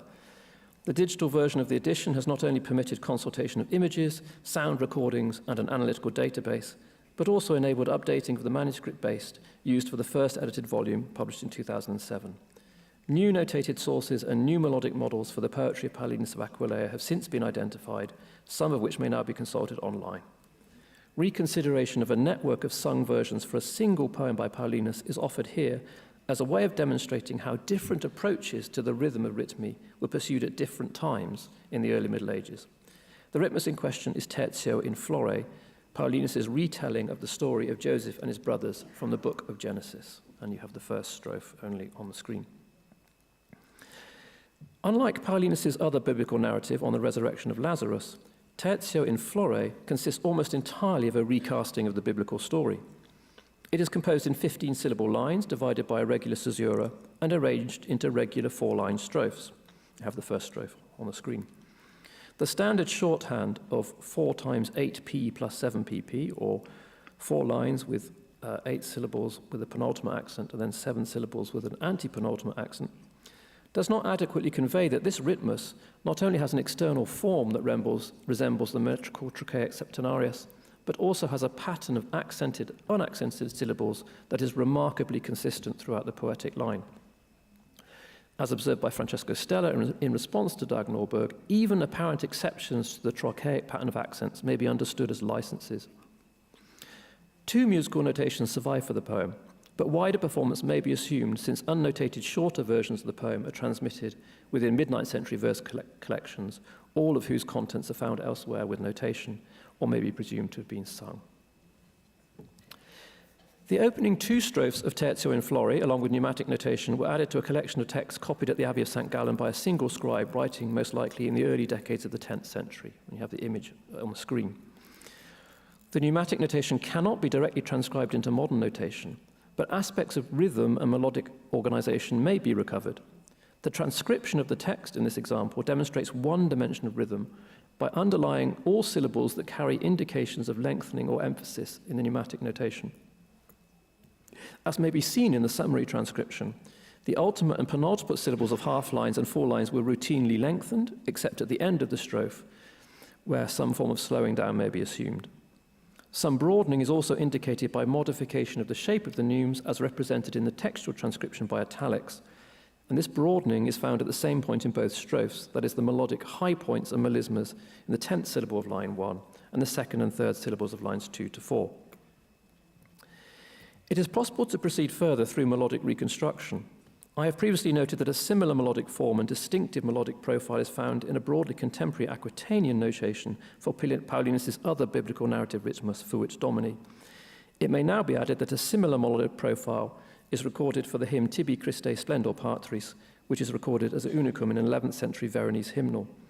The securely recoverable pictures of the hymn provide a basis for a plausible reconstruction of melodies for both of Paulinus' biblical rhythmi, and a tentative reconstruction for Tertio in Flore, including modern equivalents of indications of lengthening on specific pitches as indicated in the St. Gallen notation, is given in the next example here, Tertio in Flore. So I'll sing this one through to you. So this is my reconstruction based on a later hymn, aligned with the pneumatic notations, but I've added in all the indications of lengthening that are there in the original St. Gallen notation. So here's the first strophe of Tertio in Flore. Tertio in Flore mundus ad hucum pubesceret, in decore juventudis seculum pulcresceret, atque prole sub ter omnes, latos celi cardines, germinando pullularet humana feliciter.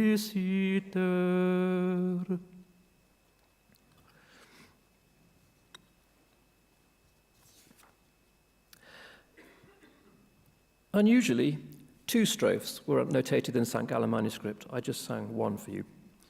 They are set to the same melody. This might be dismissed as a matter of unknowable recording preferences, were it not for the fact that a melody organized in paired strophes is recorded for terzo in flore in an early 11th century manuscript from the Abbey of St. Marceau de Limoges, and this is the one you have on the screen now. In this later version, the melody follows principle of organization used in sequences, that is, a new melody for every pair of strophes. While this paired strophic melody extended, no, I'll start that sentence again.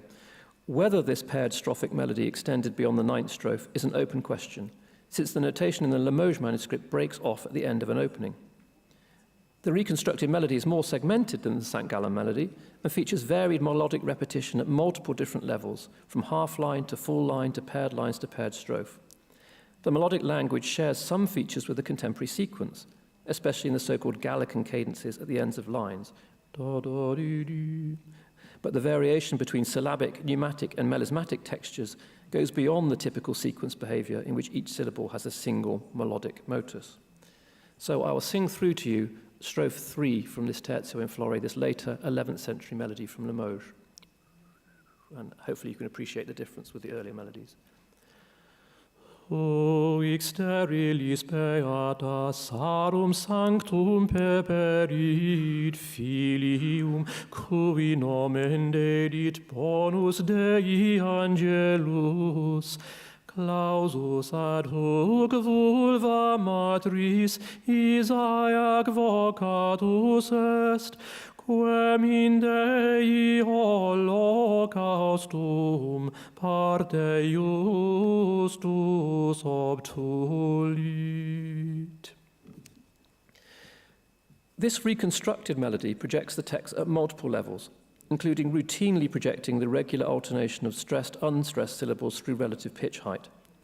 Signs indicating relative pitch height are added to the second paired strophe here with the addition of S to indicate the subfinalis, the tone below the final, which is also the lowest tone in the whole melody.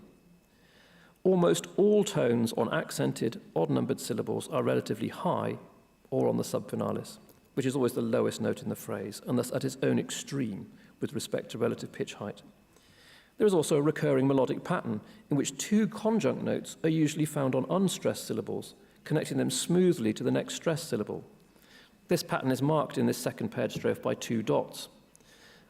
It is also found across the whole song in which 2 conjunct notes are more than twice as often placed on unstressed syllables as on stressed syllables.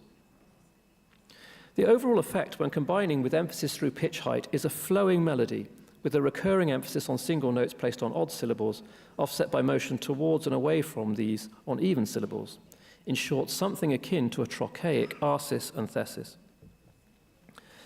The paired strophic melody for terzo in flore is remarkable for transforming a strophic song into the image of a particular type of sequence as developed in the 11th century, in which verse forms, and especially accentual verse forms of the trochaic septenarius, were occasionally employed within certain sections. Perhaps the most well-known example is the Easter sequence, Victimae Paschali Laudes. What is even more remarkable is that regularity of accentuation in Paulinus' Rhythmus transforms it into an image of the type of regular or hymnic sequence more commonly associated with the Victorines in the 12th century. When combined with a melody that proceeds in paired strophes, what is created is the sonic image of a sequence with a regularly accented strophic text, otherwise rarely found in the 11th century. It is not in itself unusual to observe Paulinus' Rhythmi being transformed in sung versions in following centuries. The way that his hymnic rhythmi were adapted for liturgical reuse has been studied in detail by Marco Gozzi, and I've edited examples of later melodies for his penitential rhythmus, Ad Celi Clara in particular. The importance of the 2 newly reconstructed melodies that I've sung for you today for terzo in flore is that they exemplify 2 different ways of shaping verse into balanced structures at progressively larger levels. The St. Gallen melody grows through extension, one idea flowing into the next by association, whereas the Limoges melody builds through a much more additive combination and return of distinct units. The melodies also demonstrate two different ways of responding to the regular recurrence of accents in the poetry. The St. Gallen melody is sensitive to word accent within a fairly elaborate melody, in a manner familiar from chant traditions. The Limoges melody establishes an ongoing pattern of emphasis as a sense point of reference through all the verse lines. Even so, neither melody is systematic in observing a single principle. And while there is greater potential to sing the later melody with a sense of equality at the level of equal note, syllable, or neume, this cannot be done systematically due to the variation in texture. There are no clearly defined performance occasions for Terzo in Flori, but there are hints in the final strophe before the closing doxology, and you have it on the screen. Strophe 70 is the only one to depart from the biblical narrative, offering the following justification for relating the storia, and I'll read it in English translation. We have told this story succinctly and summarily, but it is full of the great mysteries of the sacraments. It sounds most deeply about Christ's mystical passion, how he redeems the world by his precious blood. Why the story of Joseph and his brothers should be explicitly related to the great mysteries of the sacraments and Christ's mystical passion is not immediately obvious. A specific context for this strophe, however, may be traced in Wolfhard Strabo's report of Paulinus performing his own hymns in the 26th chapter of his Libellus de Exordiis et Incrementis, a liturgical treatise he wrote while in exile at Speyer in the early 840s. And I'll just read the English translation. Moreover, metrical and rhythmical hymns are sung in the Ambrosian offices, which some people are accustomed to introduce in the Mass from time to time, because the grace of compunction is magnified by the beautiful melody. For indeed it is handed down that Paulinus, the Patriarch of Friuli, quite often used hymns he and others had composed, particularly in private masses, around the offering of the sacraments. I would certainly have believed that such a great and knowledgeable man would not have done this without authority or without the weight of reason. In this passage, Strabo seeks authority for arguably the earliest documented instance of a Carolingian musico-poetic addition to the Roman Mass in the person and presumed reasoning of the great Patriarch. But what did Paulinus sing? The simplest assumption would be that he sang his own hymns with themes suited to performance in the liturgical cycle. That is, the rhythmical hymns he wrote for purification, for Lent, for Easter Day, for St. Mark, for Saints Peter and Paul, and the dedication of a church. But the penultimate strophe of Terzo in Flori raises another possibility. Perhaps his biblical ballads were also sung in part or in whole around the time of the offering of the sacraments. Weight is lent to this association by the unique survival of strophe 70 of Terzo in Flori in a manuscript copied by Reginberd, monk and librarian of the Abbey of Reichenau, who died in 846. This is the same Reginberd to whom Strabo dedicated his Libellus de Exordiis et Incrementis, making it highly likely that Strabo knew Terzo in Flori in the long version containing strophe 70 that circulated at Reichenau, where he was educated and eventually returned from exile to the role of abbot. This trail of evidence leads to a tantalizing possibility for the performance of a specific ritmus, and one that, if accepted, would establish the private Mass as a potential occasion for the singing of other ritmi. Even if Terzo in Flori in particular was not sung in this context, a truly remarkable performance occasion is recounted by Strabo. One of the key figures of the Carolingian Renovatio used to sing his own hymns, which in this case must mean his ritmi of one kind or other, at the most sacred point of the Mass, and while acting in persona Christi.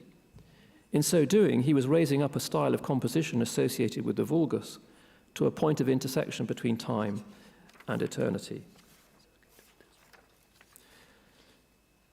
To conclude, this study began with a call to reflect on early medieval categories of time in music as an attempt to avoid anachronistically imposing later medieval forms of measured musical time on medieval Latin strophic song before circa 1200. A first step was made in this direction by considering early medieval song in the light of Augustine's reflections on the sound of poetry and hymns in his De Musica and Confessiones. Three central themes were drawn from his reflections. First, that there was a ratio between different parts of verse, with surface inequality deriving from a higher unity. Second, that the experience of time, as illustrated by song, was processual, flowing from an anticipated or present future into a present past that was the site of remembering and judging. And third, that hymns provided occasions for experiencing divine grace. In applying these ideas, three related conclusions were drawn. The first is that varietas was a principle not only in the content of early medieval strophic songs, but also in their performances, in which multiple different textual properties were emphasized through melodic shaping. This varietas was nevertheless underpinned by regular rhythmic recurrence, which took the form of an underlying sensed alternation of unstressed and stressed syllables, which could be subverted or suspended in various ways. The second conclusion is that Augustine's sense of time as flowing and deictic appears consistent with the way that local flexibility in rhythmic execution took place within the unfolding of progressively larger balanced sections of songs. In other words, whatever rhythmic solutions were adopted at the micro level, they were resolved at progressively higher levels into balancing half lines, lines, pairs of lines, strophes, and groups of strophes. The third and final conclusion is that the history of medieval song may be considered as one of context-dependent performances that took place discontinuously across chronological time. These performances shared principles of what it meant numeroso canere, and each afforded an occasion for singers and listeners to experience transcendence of their own time.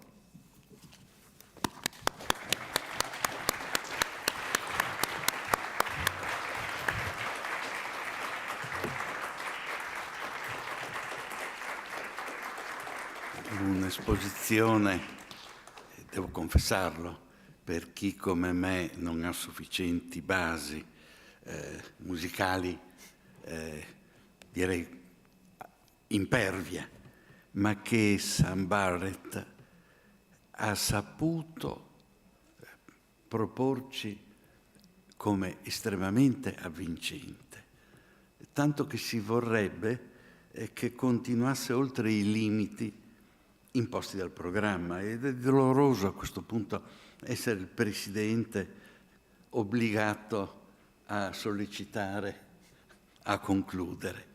E mi scuso, devo dire che mi è dispiaciuto veramente.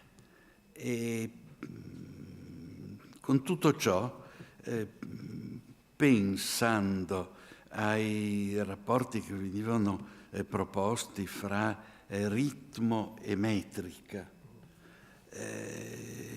come storico dell'arte, pensando anche a queste melodie polivalenti con i vari testi, al meraviglioso discorso che è certamente possibile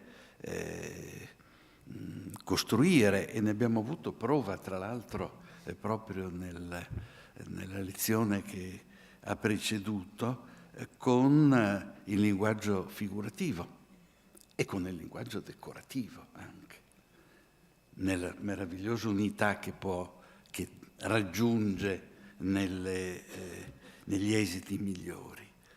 E poi pensavo, per la decorazione, per esempio, all'evoluzione della girale classica che l'archeologo romano studia, oppure, su un altro versante, alle decorazioni dei codici miniati celtici. Quale interpretazione musicale è possibile? Sicuramente meravigliosa. Grazie. A questo punto abbiamo concluso la prima parte della sessione, 15 minuti di aspettativa. Bravo, grazie.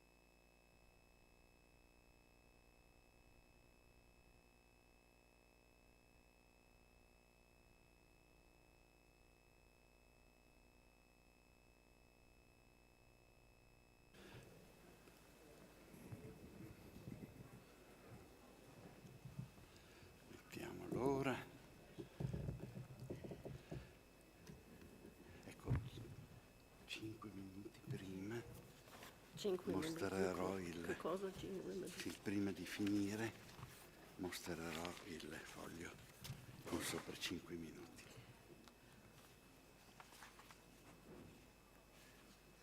Ecco, vedere questo. 5 minuti? Prima delle... Prima di... Sì. C'è una parte che forse vado a passare perché ho paura che è troppo lungo. Ma un po' qualche minuto lo recuperiamo. Ma sono l'ultima, non è, Sì. non è terribile.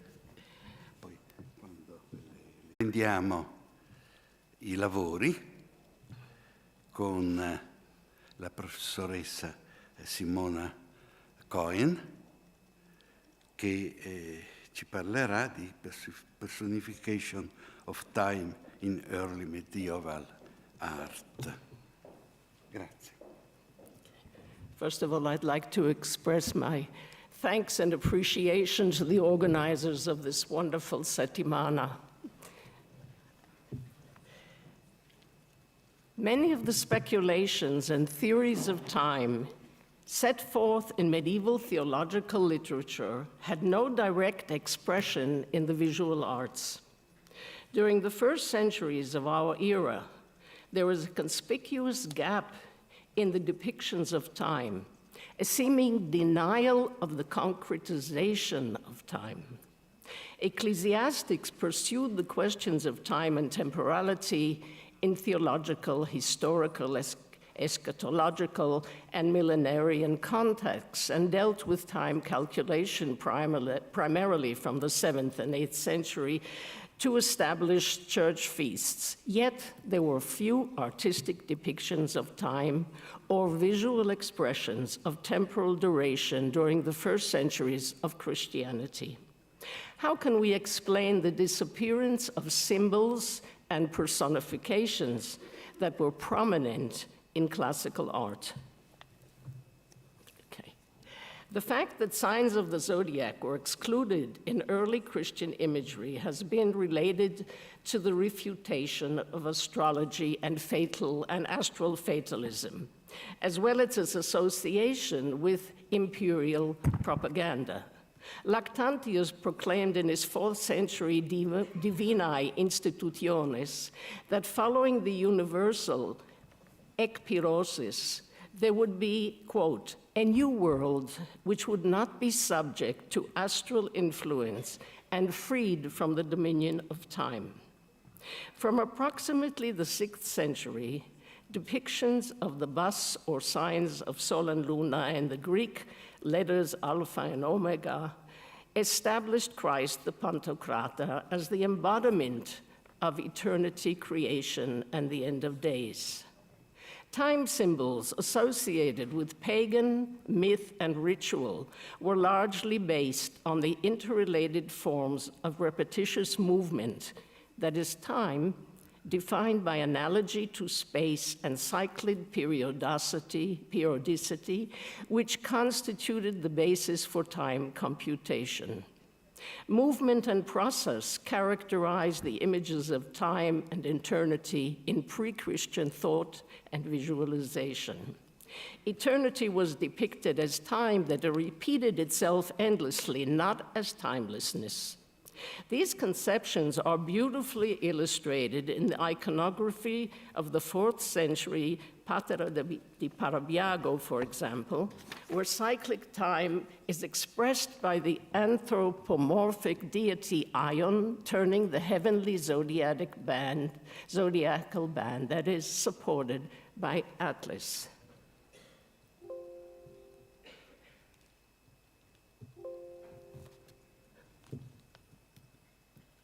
Okay. Due to his function in supporting the stellar movements of time, Atlas would survive in early medieval astronomical iconography, as will be demonstrated. The Phrygian Magna Mater, Cybele,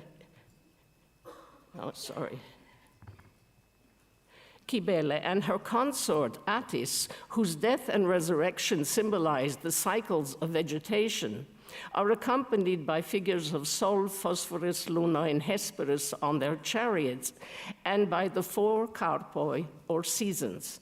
Comparable iconography combining iron with the Carpoi is found in the 3rd century mosaic of Shaha Philippopolis. Why doesn't it work? Destra. Huh? Destra.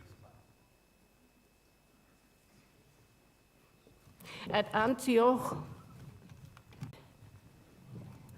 good. At Antioch on the Orontus, Ion, the unmoving mover, turning the large wheel of cosmic time, is associated with figures of the future, present, and past, jointly labeled chronoi. Ion, identified by the Greek inscription above, is personified as a mature man with a mustache and beard, wearing a wreath and turning a large wheel. The iconography is typical of other Hellenistic cosmological mosaics in the Middle East, North Africa, and Spain. A contemporary definition by Plotinus might serve as a caption, quote, "Eternity and time are 2 separate things. We explain the one having its being in the everlasting kind, the other in the realm of process in our own universe," end of quote. Eternity, Ion, is characterized by unity and time. Chronos is characterized by its parts. This fundamental concept would be reflected in Augustine's theories regarding the dichotomy of time and eternity, based on multiplicity versus unity and motion as opposed to rest. The 3 parts of time were equated with the 3 ages of man in the Antioch mosaic. Roman imperial propaganda appropriated the Aeternitas legend, notably in numismatics, often associated with the topos of Saeculum Aureum, to denote the limitless duration of the emperor's prosperous reign. This association of the Ion Aeternitas iconography with pagan imperial sovereignty promoted its subsequent rejection in early Christian art. Images of the solar deity in the center of cosmic diagrams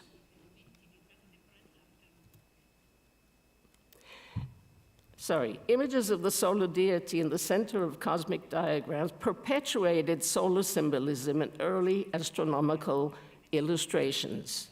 The Vatican Museum Greca 1291, dating from the 9th century, is the oldest extant manuscript of Ptolemy's astronomical handy tables.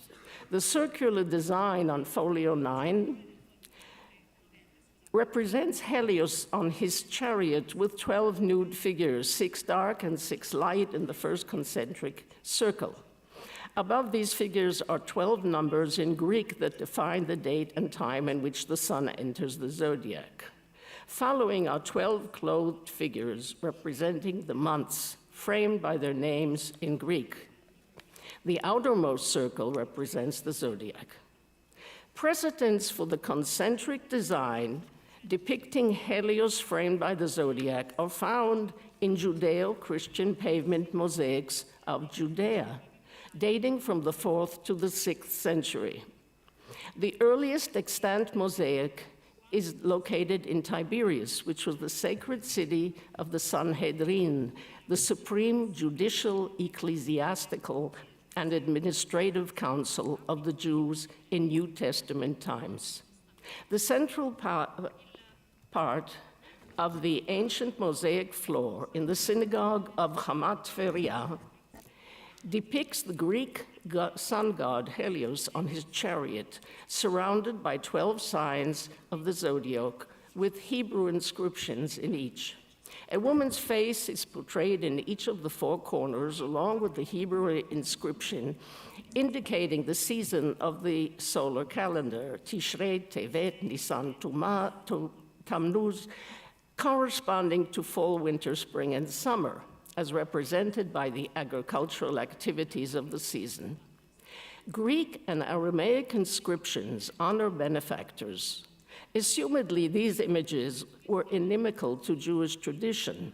How do we explain the depiction of a pagan deity as the centerpiece of a synagogue of contemporary mainstream Judaism? The Hamat Feria mosaic followed the local Roman and later Eastern Roman mosaic repertoire for temporal cycles, as seen, for example, in a mosaic depiction of Neptune on his chariot from the 2nd century mosaic from Tunis. The mosaic image of Helios in Hamat Feria, along with the surrounding moon and stars and the figures of the zodiac, was probably perceived as a calendar relating to the agricultural cycle. Having lived under Roman rule from at least the 2nd century BCE, the Jewish population had acculturated and appropriated Greco-Roman traditions and artistic forms. Alongside reading Hebrew and speaking and writing in Aramaic, the literary and spoken language of the Jewish community in Judea, many Jews also spoke and wrote Greek, widely used throughout the Roman Empire. Beginning in the 4th century, the Eastern Mediterranean underwent a period of dramatic political, economic, and cultural change, including the rapid Christianization of the region. As the religious majority changed, Jews and Christians lived side by side. The mosaic reflects the Jewish lunar calendar, which regularly synchronized lunar months with the Roman solar seasons, ensuring that the Feast of Passover always falls in the spring. A similar depiction of the time cycle was repeated in the pavement mosaics of the nearby synagogue of Bet Alpha and the Christian monastery of Bet Shan. The image of the pagan sun god in the synagogue would inevitably arouse dissent in conservative religious circles, which probably explains why the personification was replaced by a solar disk portrayed on a quadriga in the 5th century synagogue of Tzipori. During the 5th and 6th century, mosaic pavements depicting the seasons were popular primarily in Roman Africa, but neither the luminaries nor the zodiac were included. Personifications of the lunar and solar deities framed by the zodiac belt, as well as personifications of the months, would be revived in Carolingian astronomical manuscripts such as computistic miscellanies and the Aratus Latinus, illustrated here by the 9th century, illustrated here by the 9th century manuscript of St. Gallen. Similar personifications of Sol and Luna with the zodiac belt appear in the Carolingian miscellany, Bibliothèque 12957, where it is inserted into the text of Isidore's Etymologiae. The same illuminations would appear again in the treatise of Rabanus Maurus, produced in Monte Cassino in the early 11th century. It has been assumed that Carolingian manuscripts show the earliest extant representations of the zodiac belt in Christian art. But we have noted that the zodiac cycle was already depicted in the 6th century mosaic of the Bet Shan monastery. Furthermore, if the Byzantine illumination of the Ptolemy manuscript of the Vatican was copied from a 4th century original, an earlier date may be relevant for depictions of the zodiac deriving from a Christian source. Depictions of Sol and Luna on their chariot would continue to illustrate medieval astronomical manuscripts. In the Western Empire, where the Roman Emperor Aurelian had established the cult of Sol Invictus as an official religion in the 3rd century, Sol was identified with the Christian deity as creator and ruler of time. Sol on his chariot with a cross-shaped radial nimbus in a mosaic of the mausoleum in the Vatican necropolis has been perceived as evidence of the symbolic conflation of the sun god with Christ. Other mosaics in this mausoleum that depict Jonah and the whale, the Good Shepherd, and fishermen support its interpretation as a Christian tomb. An early medieval personification of time, which had no visual precedence in classical art, was that of the year, annus. As a comprehensive concept of time was unknown in early Christianity, periodic units or icons of periodization were appropriated to express the passage of time. Since time was not yet conceived as an abstraction from events, it could only be represented by the events themselves. By the 9th century, concentric diagrams in Computus manuscript represented the universe in combined categories of time and space, but they often replaced the central image or symbol of the deity with a spherical shaped orbis terrae, divided into 3 parts and labeled Asia, Europa, and Africa. It is notable that no allusion to time was introduced in these world maps. Although the figure of Annus would assume a central role as a personification of time in medieval cosmology, his variable iconography reflected the lack of a classical precedent and the elusiveness of the concept. In the schematic illustration of the chapter De Annis, in Isidore of Seville's De Rerum Natura, inscriptions represent the interconnections between the 4 elements, 4 seasons, and 4 humors of man. At the center of the circular diagram, the inscription annus is related to mundus and homo, like the world and man. This diagram would still illustrate a 15th century incunabulum. The motto mundus annus homo is drawn from the 4th century exegetical hexameron of St. Ambrosius, who forged the link between the heavenly and the mundane. By the 9th century, artists would enhance the inscription annus with a visual personification, as seen in the De Rerum Natura of Rabanus Maurus, where he is characterized as an aged man with a beard. Why is Annus, sorry, wrong place. No. Why is Annus crowned as a king? Rabanus quoted a passage from the book of Psalms that read, "Thou crowneth the year with thy goodness, benedicis coronam anni." The early compositions appear to derive from the text of De Computo, where Rabanus elaborated on the revolution of the year, the months, and other parts of time on the circular path of the zodiac. The literal definition of time in terms of its constituent parts was distinguished by Rabanus from allegorical associations, thereby influencing a whole series of diagrammatic illustrations in which the zodiac was reinstated as a time image. These illustrations, like the text of De Computo, were related to the 4th day of creation,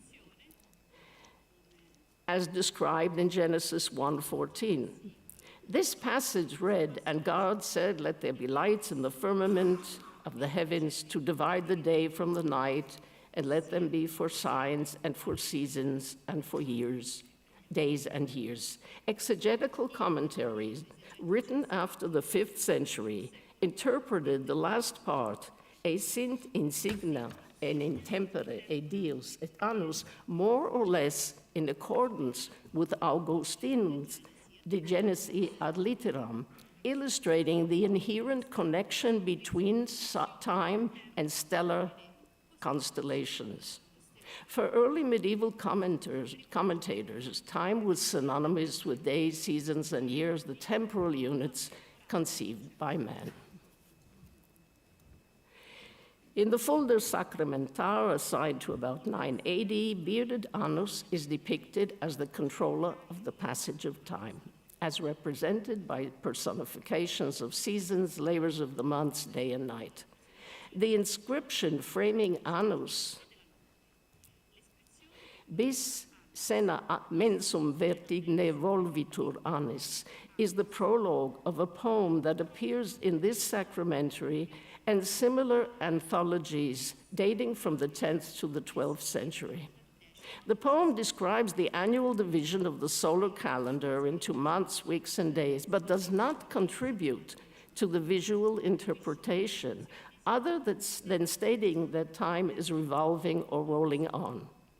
Nevertheless, early medieval personifications of time in Western Christian art are static figures, which do not suggest temporal movement.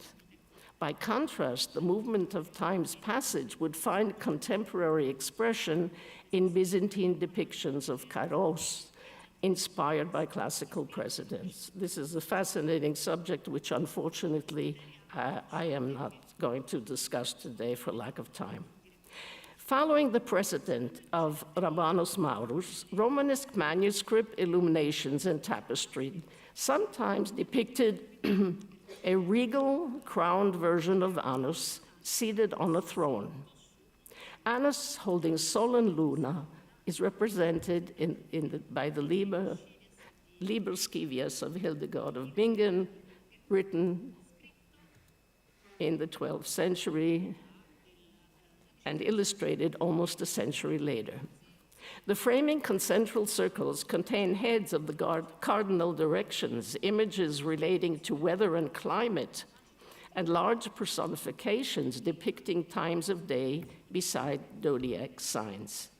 These personifications demonstrate how periods of time or temporal change were defined by reference to climatic or seasonal conditions. The most bizarre,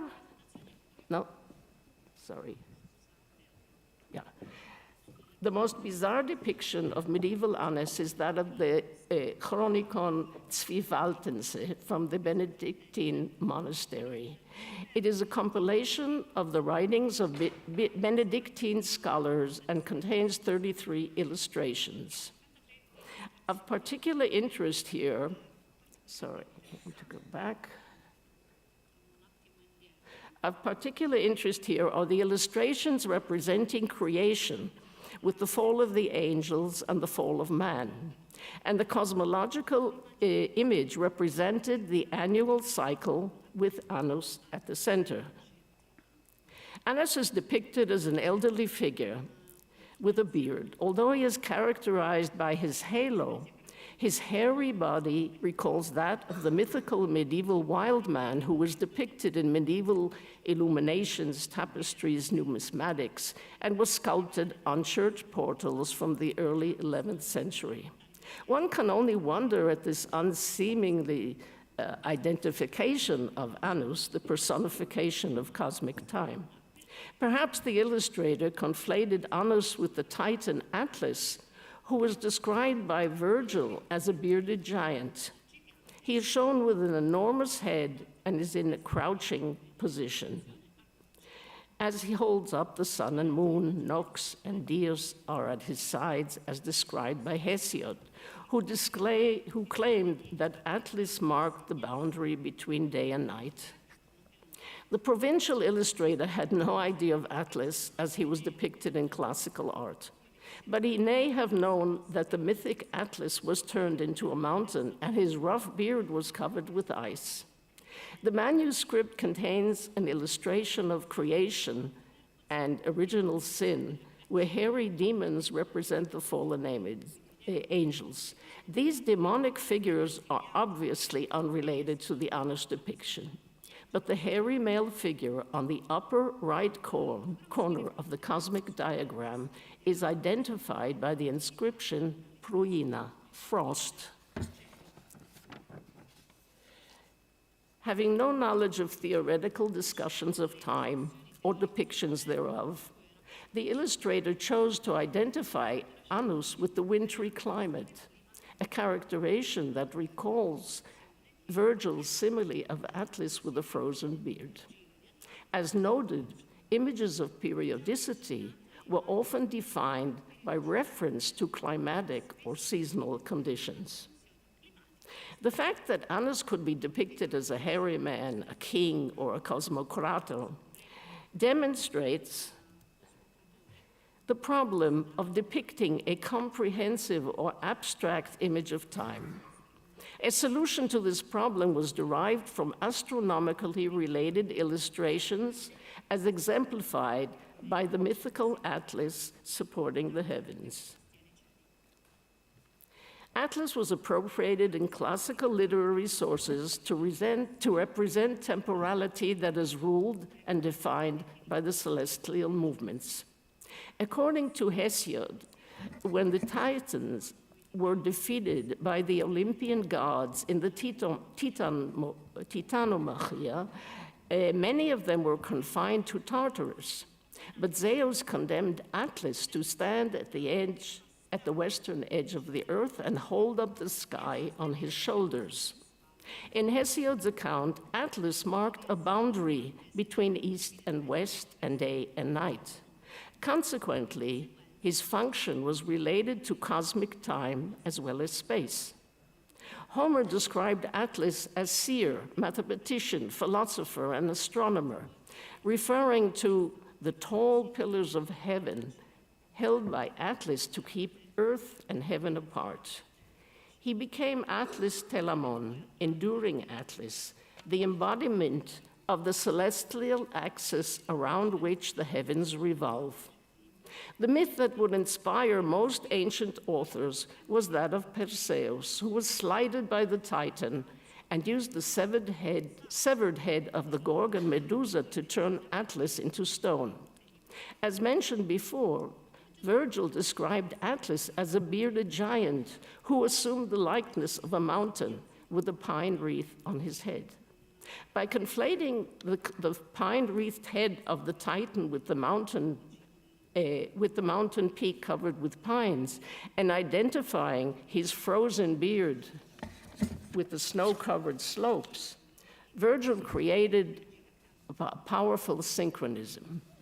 According to other classical sources, Atlas was considered one of the fathers of the sciences and particularly noted as the first person to develop astronomy and the study of the stars. The motive of Hercules assuming the burden of Atlas, interpreted as a metaphor for the transfer of knowledge, was later adopted by Servius in his commentary on Virgil. In classical iconography, Hercules,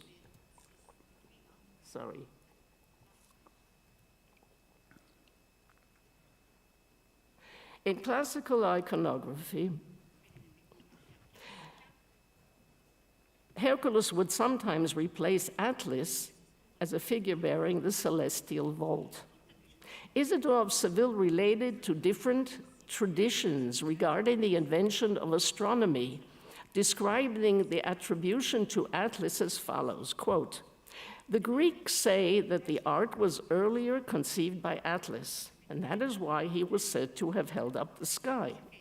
Yet whoever the inventor was, he was stirred by the movement of the heavens and prompted by the reasoning of his mind, and through the changing of the seasons, through the fixed and defined courses of the stars, through the measured expanses of their distances apart, he made observations of certain dimensions and numbers.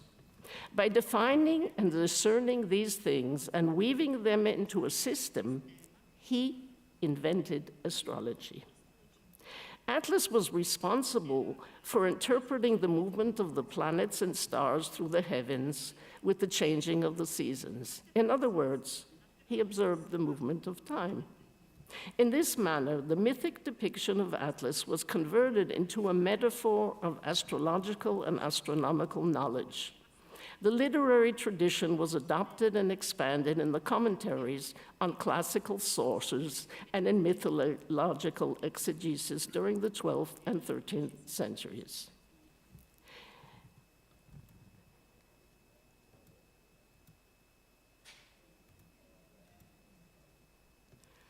The literary tradition was adopted and expanded in the commentaries on classical sources. The Ovidius Moralizatus described Atlas as a king who taught philosophy and had great knowledge of astronomy, which ostensibly explained why it was said that he held the sky over his head.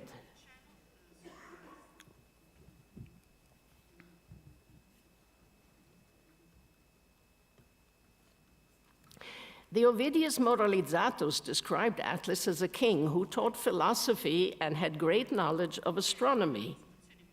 This copiously decorated manuscript of the Ovidius Moralizatus, illuminated for the Visconti of Milano, contains the first medieval depiction of Atlas as king, as well as an image of his metamorphosis. The conception of Atlas as a king had already been illustrated in Greek art, as seen on an Apulian crater, where he is seated on a throne and holds a royal scepter. In the Liber Nimrod de Astronomia, a Latin astronomical treatise of Eastern origin compiled in Italy between the 6th and 10th centuries, Ion is shown as a male nude holding up a celestial disk. The Greek source of this iconography may be seen in a companion amphora with the nude bearded Hercules replacing Atlas as he holds the celestial sphere with his hands and shoulders. A crescent and 2 stars are depicted on the sphere.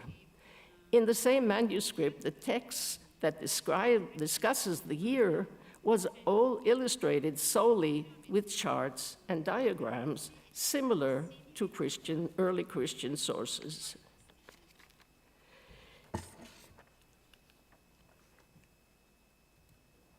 In the Vatican Codex, the beginning of the Liber Nimrod is preceded by a short excerpt taken from the Civitate Dei, where Augustine refers to Atlas as Magnus Astrologus,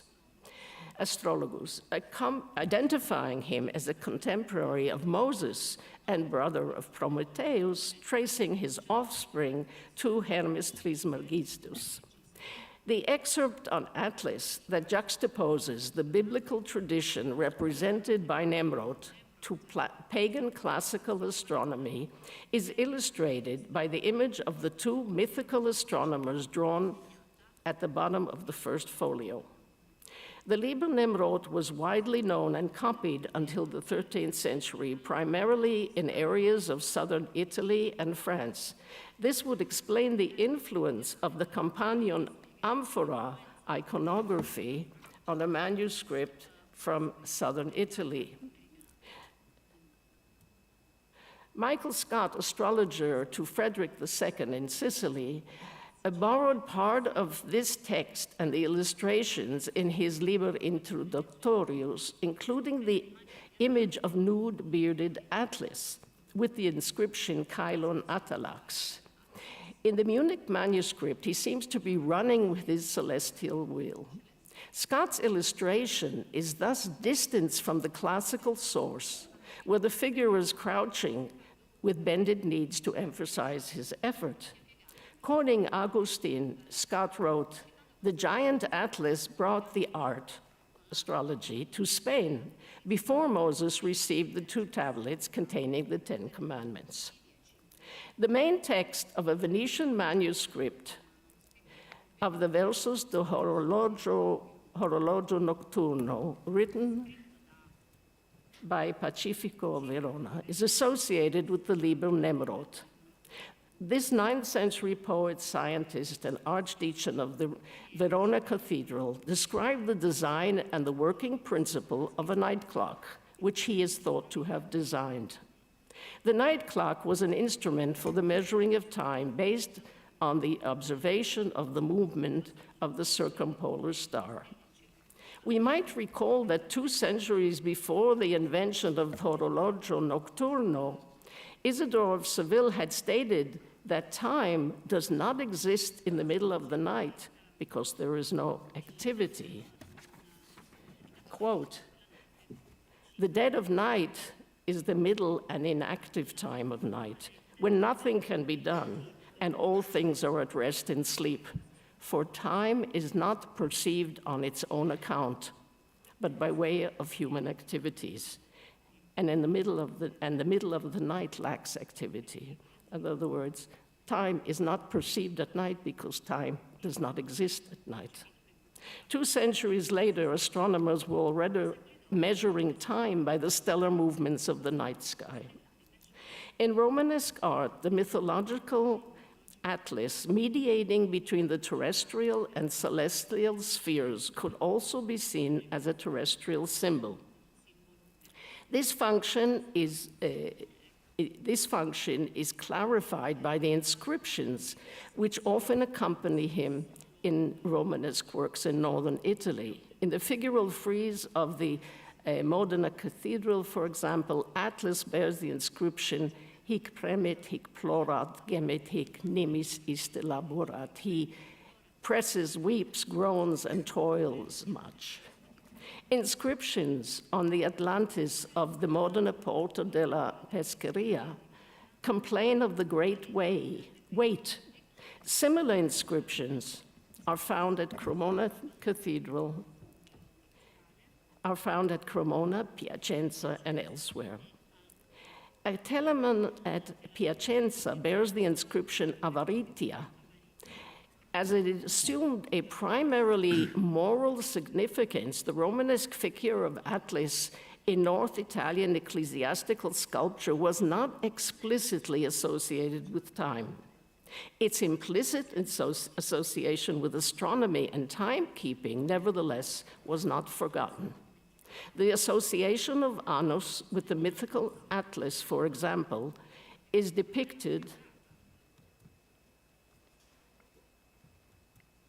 in the mosaic pavement of San Savino in Piacenza, where the circular cosmic depiction of Annos holding Sol and Luna is supported by Atlas.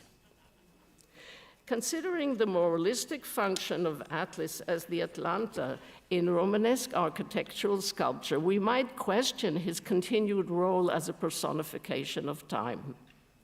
On the main portal of the San Marco Basilica, a curious supporting figure was sculpted on the inferior arch introdos that is decorated with predatory animals and combats with beasts. Several aspects of this figure, as well as his supportive position below the arch, seem to identify him with Atlas. He is shown in a crouching position with his legs apart, and his raised arms are turning into pine branches, thus depicting the transformation as the pine-wreathed head of the Titan described by Virgil. It is possible that the serpents attacking him identify the scene as the eternal punishment of Atlas following his sin against the gods. In other words, the metamorphosis of Atlas would have been perceived in accordance with moralizing mythological exegesis as punishment for sin. We might note that the figure is sprouting vegetation from his mouth, recalling the green man masks which were ubiquitous throughout Europe. Despite some benevolent association, the green man was depicted in Romanesque ecclesiastical sculpture as a demonic force. Due to their common association with sin, the Titan Atlas seems to have been conflated with the green man who was said to sprout evil from his mouth, based on Matthew. The themes sculpted on the inferior arch introdos, including the Atlas figure, allude to the evil that dominates the world. The reliefs on the next arch present the cycle of temporality and religious principles of Christianity. The introdos has allegories of the 12 months accompanied by the signs of the zodiac, and on the archivolt are personifications of virtues and beatitudes. It is notable that in this Romanesque program, the passage of time is still represented by labors of the months and zodiac signs. Depictions of the passage of time by means of periodic units, such as the terrestrial cycle of the months and the celestial movement of the stars, were the only way that artists could express their sense of time. What is new in the Romanesque program is the relationship of virtues and vices to the passage of time. The art sculpture of the San Marco facade is attributed to the mid-13th century, when the story of Atlas was appropriated as a moral allegory in Western mythology. I would like to introduce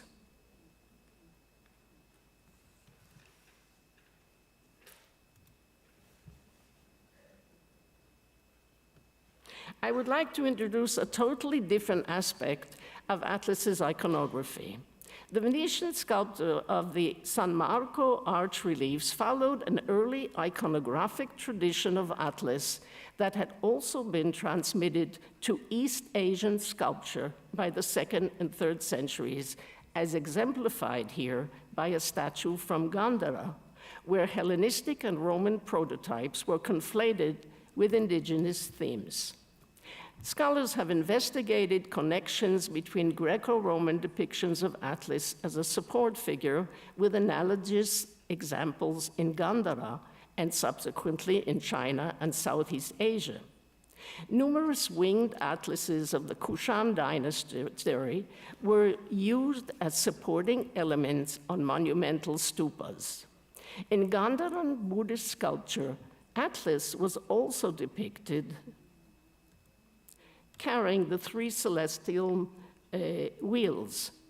These wheels of the Triratna, as it is called, representing the Buddha, the Dharma, and Sangha, the Buddha, his teaching, and his monastic community, have also been perceived as symbols of the past, present, and future Buddhas. Both the form and the allusion to time may have been transmitted by the figure of Atlas on a Hellenistic or Roman sundial. Classically inspired depictions of Atlas's Telamone in North Italian portal sculpture did not convey the transformative aspect of the myth. Those Telemondi were regarded as symbolic representation of man's suffering, exemplifying the power of endurance and perseverance. Could they have also retained a temporal connotation? In late antiquity, Heracles had been associated with astronomy and could be interchanged with Atlas, recalling their encounter where Atlas took the burden of the sky onto his own shoulders.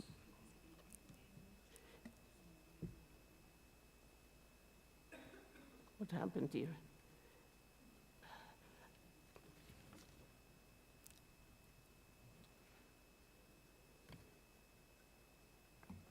Grazie. Thus took it upon his own shoulders, thus acquiring a unique knowledge of heavenly matters. Roman monumental sundials, I'm almost finished. Roman monumental sundials supported by the figures of Heracles have survived in Pompeii and in the Adriatic.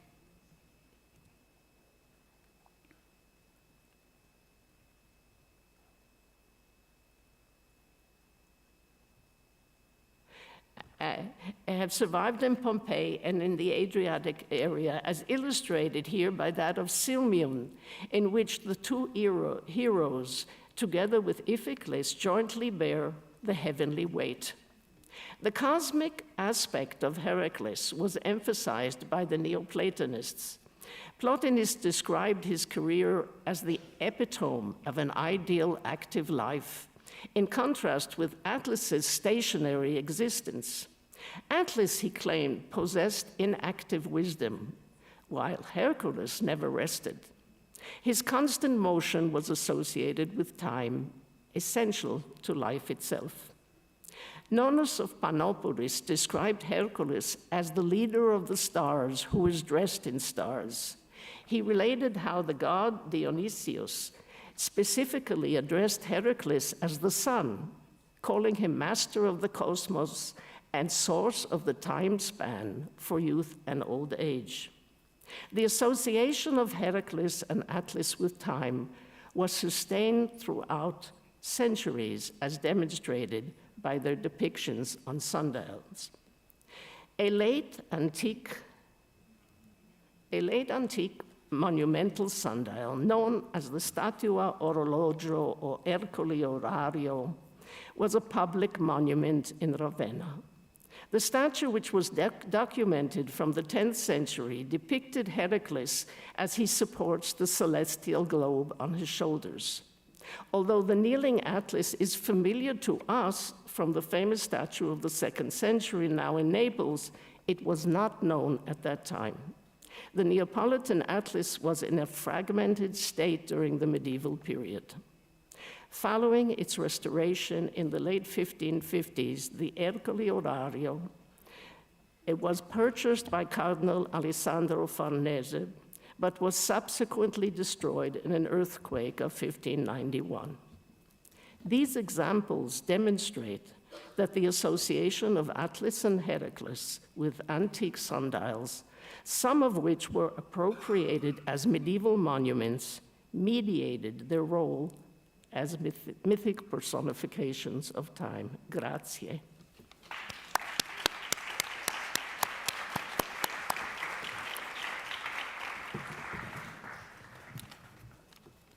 Una bella relazione di cui ho ammirato soprattutto la latitudine, sia territoriale che cronologica, degli interessi e delle considerazioni, degli esiti, delle ipotesi critiche.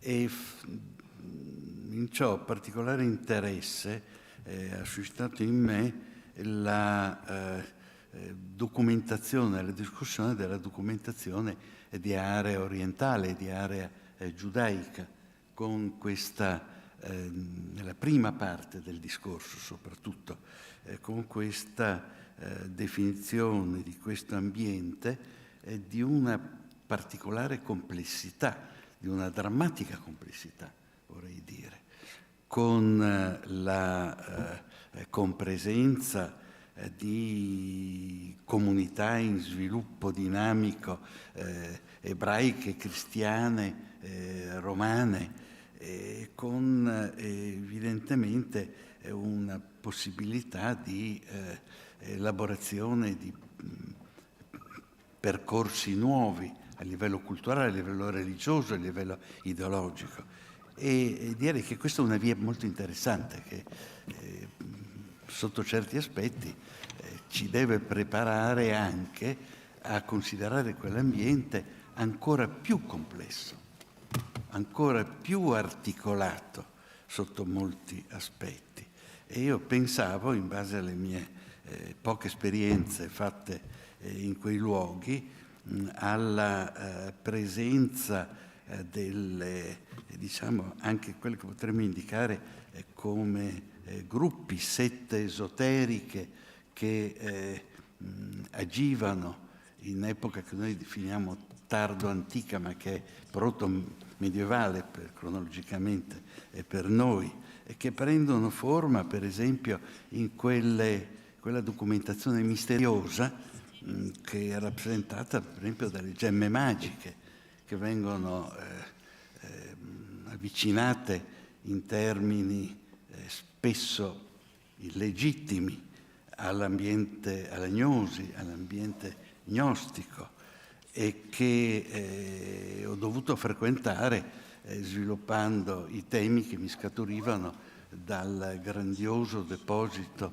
di amuleti della sinagoga di Cafarno, con una insistenza veramente ossessiva, potrei dire, di simboli funerari egizi. E questo potrebbe indicare un'ulteriore via di un percorso di analisi, che poi è quello che porta anche alla problematica dei culti isiaci, che coprono sia Occidente e Oriente, che poi rientrano anche in quanto abbiamo sentito oggi esposto dalla professoressa Cohen. Ma si tratta di cose che forse avrei dovuto riservare alla discussione che segue immediatamente dopo che io ho ringraziato la professoressa Cohen per questa bellissima relazione. Grazie. Vedo che gli oratori hanno preso posto e iniziamo la discussione che tradizionalmente sviluppiamo oratore per oratore e quindi iniziamo con il professor Palazzo o Palazzo. E se qualcuno desidera intervenire. Sì, sono Mario Cennamo. Ringrazio il professor Palazzo per la splendida lezione, è illuminante. Il professor Palazzo, lei all'inizio della sua trattazione ha parlato in qualche modo della Bibbia di Teodulfo d'Orléans e diciamo, come un unicum riferito soprattutto al fondo porpora su oro. Credo anche, interpretando io, alla semantica della rappresentazione delle pagine come elemento di simbolismo devozionale. Volevo chiedere questo, io mentre ascoltavo la sua lezione ho preso qualche appunto e volevo chiedere, è possibile che Teodulfo d'Orléans abbia in qualche modo ottimizzato un passato di codici purpurei già esistente nel tardo antico? Parlo ad esempio del Codex Argenteus del V secolo di Antiochia, dove si usa sia oro sia argento su porpora, o del Codex Rosanensis del VI secolo conservato a Rossano, o della Genesi di Vienna del VI secolo conservato a Vienna, o dell'Evangeliario di Gotescalco, che è più o meno coevo, dove appaiono sempre dei fondi purpurei e viene poi prediletto l'oro all'argento per motivi di conservazione migliore che l'oro può avere sul fondo purpureo, per motivi tecnici.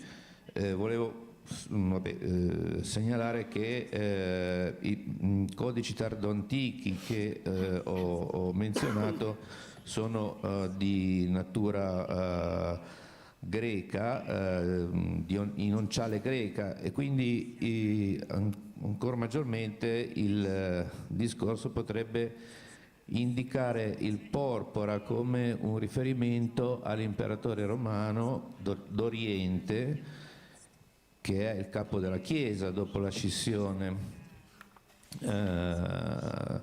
tra impero d'Oriente e impero d'Occidente. Allora io le chiedo questo,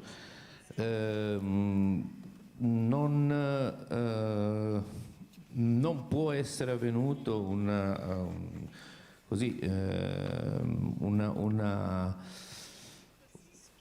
ripeto, un'ottimizzazione e un perfezionamento di elementi che già esistevano e che Teodulfo d'Orléans probabilmente poteva conoscere? Grazie. Alors, on a combien de temps?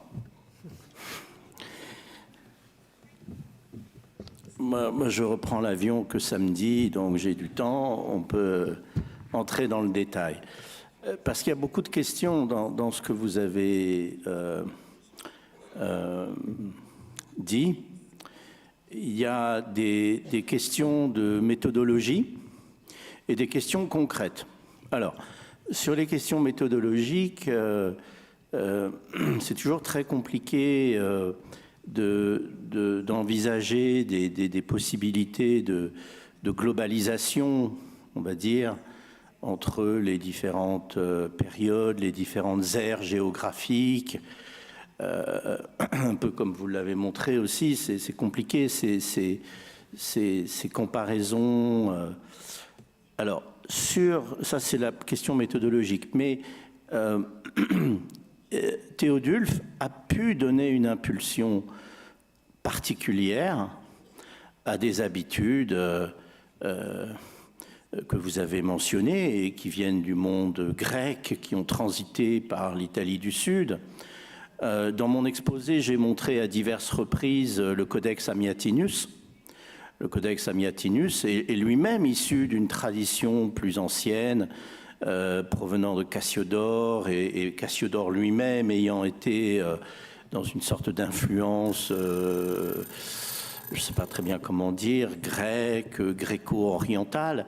Donc il y a toutes ces filiations, mais le problème méthodologique, c'est jusqu'où on peut remonter.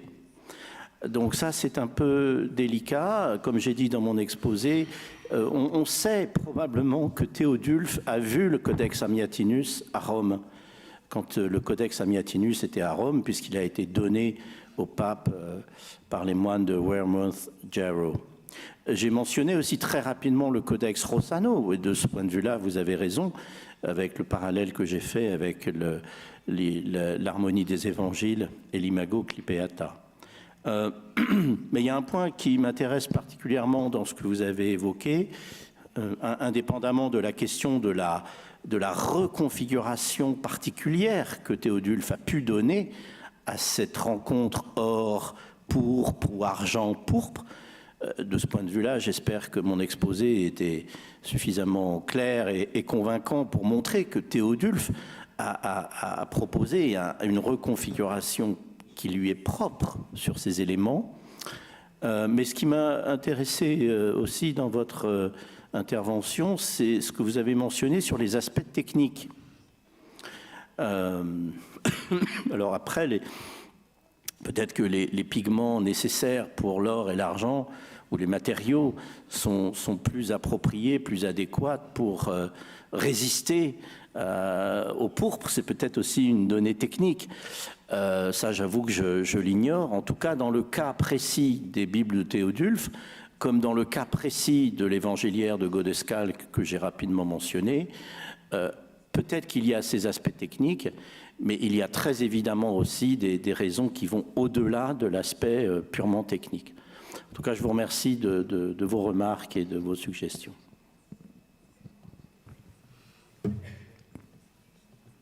Sono altri interventi?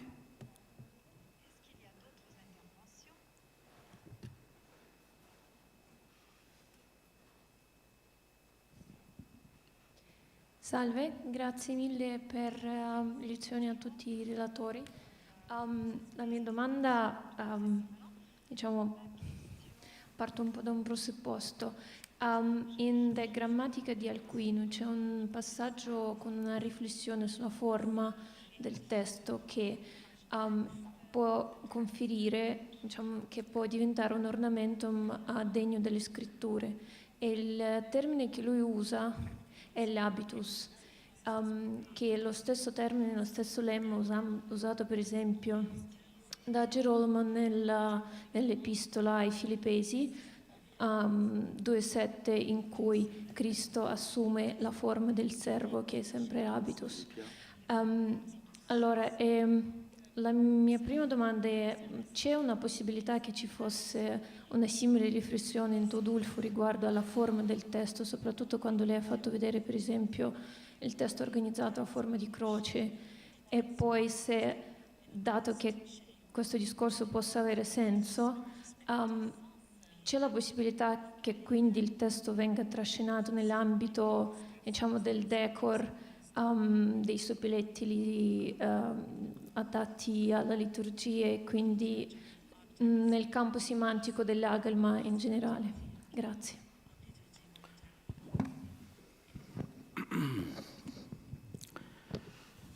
Il faut du temps là aussi. Hein. Il faut du temps, ce sont des grosses questions. Bon, je n'ai pas très bien saisi à quoi vous faisiez allusion pour Alcuin, mais peut-être on peut y revenir ou en discuter. Mais en tout cas, on voit bien clairement cette idée, alors j'ai employé le mot d'intertextualité, mais j'aime beaucoup l'idée que j'ai développée autour du tissage, parce qu'au fond, cette idée du tissage, elle concerne aussi ce que vous évoquez dans la deuxième partie de votre intervention, à savoir le fait que, par exemple, sur les formes, pour transcrire le texte, etc., à un moment donné, il n'y a plus vraiment de différence. Ça crée quelque chose de nouveau. Ça crée quelque chose de nouveau. Et de ce point de vue-là, je pense qu'on doit revoir, nous, nos critères, nos modes de pensée pour comprendre un peu ce discours. Mais j'ai oublié la deuxième partie de la question. Vous pouvez...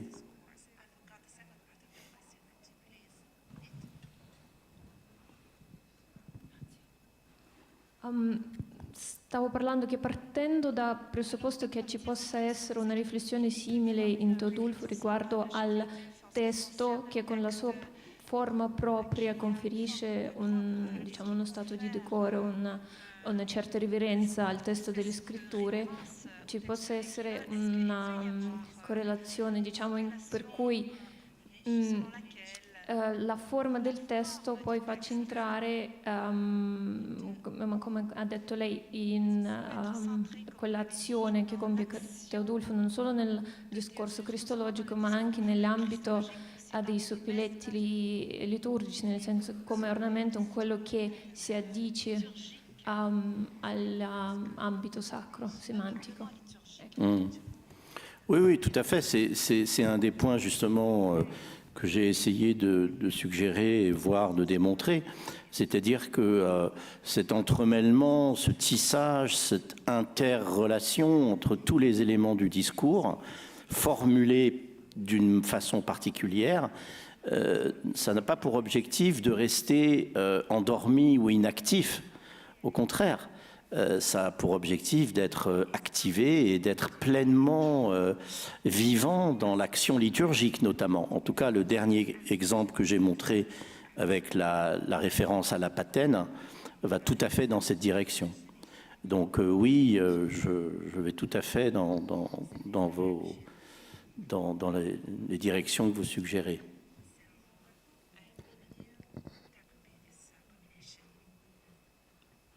Ulteriori interventi?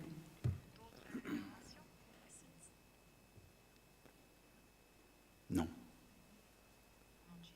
Allora possiamo passare alla successiva lezione.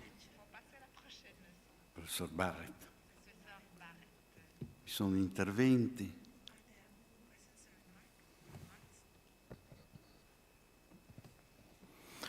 Alors, Sam, I speak French because, I mean, you have, or you want I speak French or English? Anyway, so you have the translator doing a great job. So, mais alors,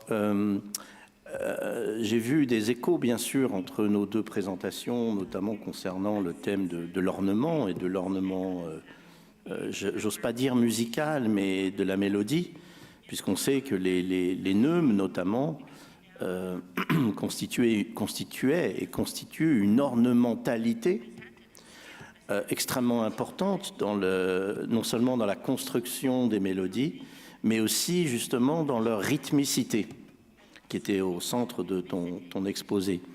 Alors, peut-être deux questions très, très rapides.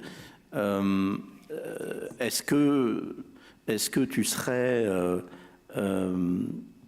engagé dans une façon de voir l'ornement mélodique, un peu à la façon dont j'ai essayé moi-même de le présenter sur ces entremêlements et cette notion du tissage? Première question. Deuxième question, tu as parlé de Guido d'Arezzo. qui a rendu de grands services à l'humanité, mais qui a en même temps peut-être rendu des choses plus difficiles, puisque j'imagine qu'avec la création de la notation musicale, et Guido d'Arezzo est à l'origine, si ce n'est le créateur, en tout cas à l'origine de la notation musicale, j'imagine qu'on a énormément perdu de cette ornementalité issue des neumes, et ça a sans doute eu une influence sur la façon de concevoir la rythmique de l'ornementalité, parce qu'il a fallu faire des choix. La notation n'est pas aussi riche, si j'ose dire, que l'ornementalité des neumes. J'espère que mes questions sont compréhensibles ou à peu près justifiées pour un néophyte et un profane comme moi de point de vue musical.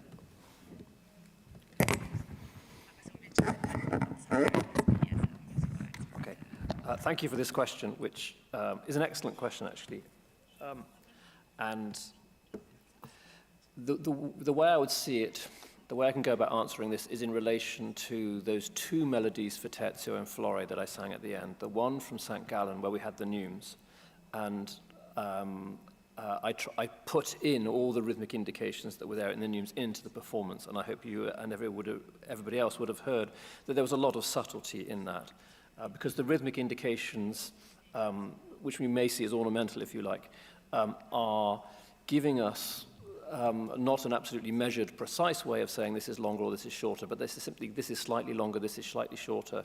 There are other features in those neumes as well about some emphasis that you might put, or some vocal ornaments as well that you might put into your performance. Whereas when I moved to the 11th century notation, the melody from Limoges, the second version of Terzo and Flore, there we were dealing with a notation that has lost almost all of that detail. And it is giving us precise pitches a lot more reliably. So it's doing what Guido of Arezzo was talking about. Guido was an innovator, but he wasn't the only person trying to specify pitch above all else in the 11th century. We see that in the Aquitanian notations as well. So this is a movement in the 11th century, if you like, towards the more measurable aspects of music, towards pitch, and eventually, as we get through to the 12th, 13th century, into specifying durations in rhythms. But what you're putting your finger on quite precisely is that part of that gain, there was also a loss. And the loss was recognized at the time. So Hucbald talks about this circa 900, and he says, if we notate things using the consuetudines notae, i.e. the normal neumes that we have, we will get all this richness of melodic detail and vocal ornament. But we can also use, there are also signs they could use for pitches even around circa 900. They could use alphabetic signs or some signs inherited through Boethius, some Greek signs. And he said if we use those, which just indicate pitch, we can use them, but of course we lose all this richness. And I think there is something about that, the power of those vocal ornaments and the power of that, not measurable ornament, but sort of profusion of melodic detail and rhythmic detail that you can get in these early notations, that has a function. The question of that function is a real question for me to think about, but I think there are some close echoes with what you're talking about. Yep.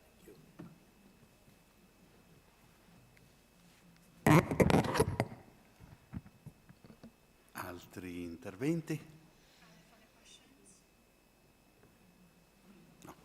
Volevo fare io una domanda. Dunque, molti di noi lavorano seguendo un percorso che utilizza più o meno in termini approfonditi e attenti le teorie dei frattali.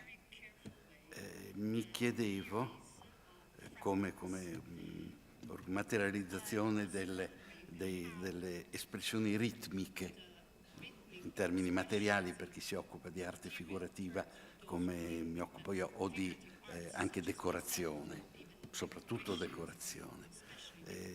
Quale funzione, quale significato può avere la teoria dei frattali o le teorie dei frattali nell'analisi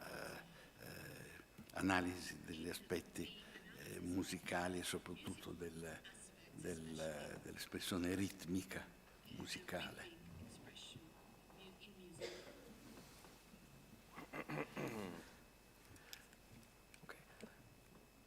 I think I'm going to need some help answering this question because I'm not quite sure, maybe it's a translation issue. I'm not quite sure what I should understand by fractals here in this context. Could you explain a little bit more so I can answer the question? Dio mio, è una delle cose più ostiche e difficili. Normalmente a livello divulgativo si avvia alla teoria dei frattali indicando l'organizzazione del guscio di una chiocciola o della superficie, si usa il cavoletto romano se non mi sbaglio, o l'organizzazione geometrica delle cristalli di neve. Poi per chi fa la linea Milano-Roma è impressionante la realizzazione moderna, contemporanea, che tiene presente proprio la teoria dei frattali della stazione dell'alta velocità di Reggio Emilia.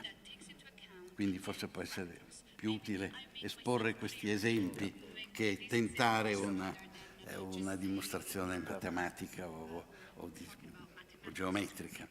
Okay, thank you. Yeah, that helps me to understand. There may be something here.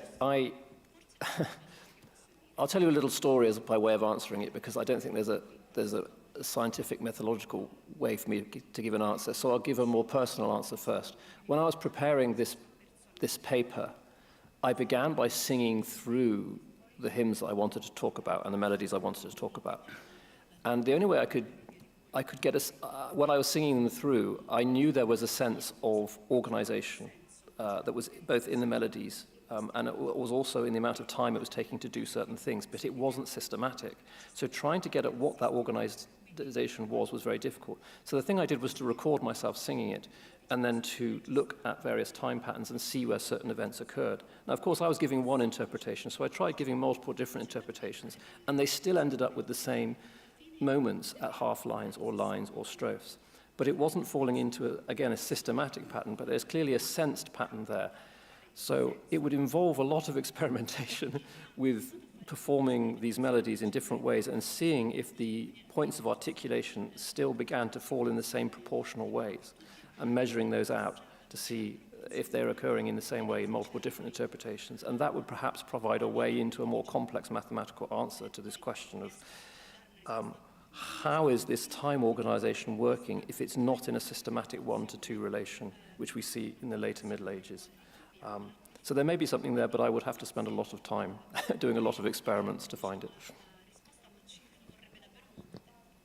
La question ne m'était pas destinée, mais je voudrais donner une anecdote qui pourrait donner à réfléchir dans la question que vous avez posée et puis la discussion sur les fractales et autres choses de cette nature.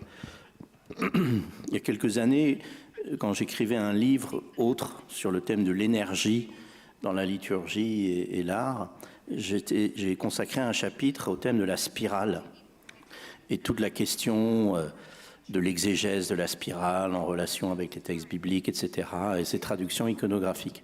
Mais comme j'avais la chance d'être à l'Institute for Advanced Study à Princeton et que j'étais entouré des mathématiciens les plus qualifiés du monde et des médailles Fields, j'ai posé la question à un ami médaille Fields de mathématiques, pas mal, et il m'a dit, mais en fait,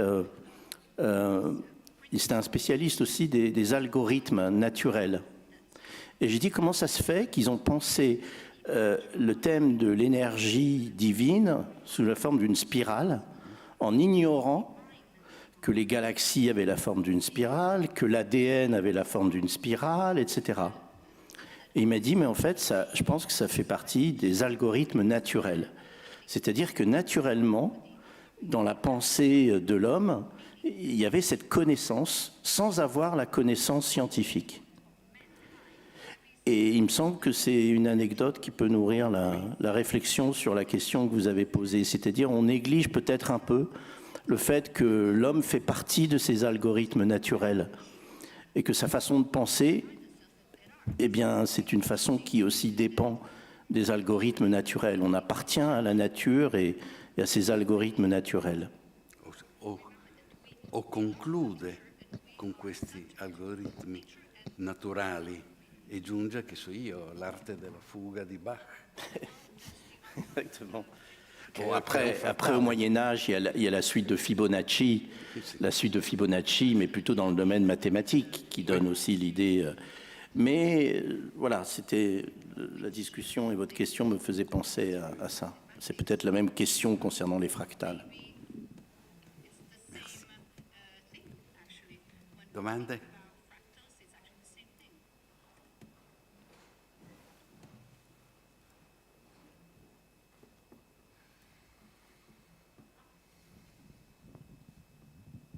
So, this was a fascinating lecture about something that I don't know anything.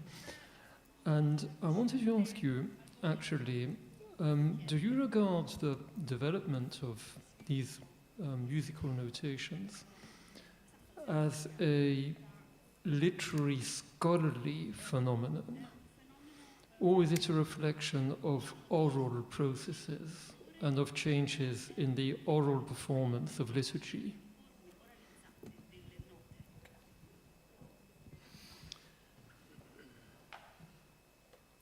There's a lot in that question. I'll take one aspect of it. The introduction of notation in the West, there are many, many things behind it and many factors influencing it, but one of them is the reform of the chant that happens before it gets notated. So there is an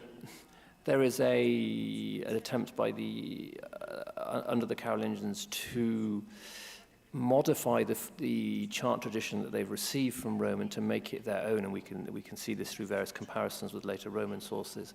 So it seems the act of making the chant more rhetorical to make it fit into more sharply defined patterns is one of the factors that leads to notation. i.e. that the tradition itself has to be conceptualized, I think, I would say this, before it can be notated. And it's the conceptualization of it under a set of conditions which are attempting to bring out its rhetorical features and make it suited to a revised liturgy, yes, but also to revised tastes, I would believe, north of the Alps. And that conceptualization process then provides a background to the initial notation. So I think there is a literary device to it, aspect to it, yes, but there's also an oral transformation. So I would agree with both aspects rather than seeing it as an either-or, which is a bit of a cop-out, I realize, but again, it would take several days to answer your question.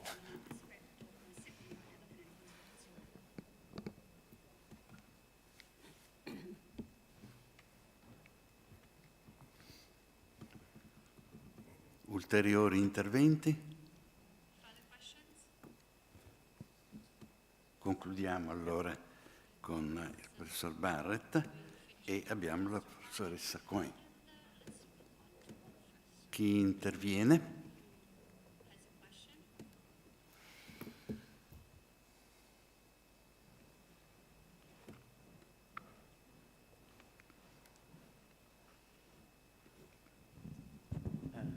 Thank you very much for your lection. I would like to ask you, inspired by the presence of the Muse Clio, if there is any personification of history in coexistence with any personification of time during this period. Thank you very much. I didn't understand. Did you speak in Italian or in English? I spoke in English. Oh, okay. I'm sorry. Could you repeat it? Okay. Thank you. Thanks for your lection. I would like to ask you, inspired by the presence of the Muse Clio, if there's any personification of history in coexistence with any personification of time during this period.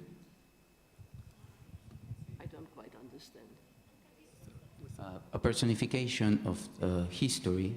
Of history? History. Of course. Yes. Of course. And there are incoexistence with personifications of time. And Not really. Not really. When you have the different fields of the artes humanitatis, you have among them. We are not hearing you, please, Very if you could. popular in Renaissance art, you have depictions of history. But history is not given attributes that are specific to time, as far as I can remember.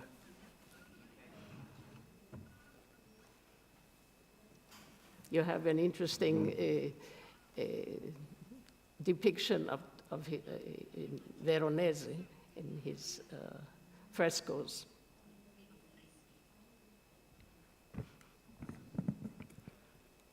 Altre domande? Ho trovato la sua relazione davvero molto interessante per i miei interessi, insomma il mio ambito di ricerca è stata particolarmente interessante la prima parte, là dove illustra dal punto di vista iconografico il sole sul carro, eccetera. Una delle testimonianze più antiche di questa iconografia monetale, data credo al 132 a.C. su un denaro romano repubblicano. Questa iconografia viene poi reiterata in particolare in epoca severiana, se non ricordo male, e poi viene recepita in ambito costantiniano. Per esempio, oltre alle iconografie monetarie, credo che ci sia un carro con il sole anche nell'arco di Costantino, così vado un po' a mente. E però mi domando se la ricezione di questo tipo di immagine, di iconografia per rappresentare il tempo che cambia, il divenire dell'anno, e quindi il sole come marcatore del tempo, non sia piuttosto una ricezione che passa attraverso i testi più che l'iconografia, perché mi vengono in mente per esempio delle rappresentazioni del sole in Isaia, nella Sapienza, credo perfino in un manoscritto di Qumran, nella grotta di un manoscritto, credo di un apocrifo di Levi, dei manoscritti di Khirbet Qumran. Allora, secondo me, è possibile porre una domanda di questo tipo. L'iconografia del sole viene recepita più attraverso una tradizione testuale che una tradizione iconografica.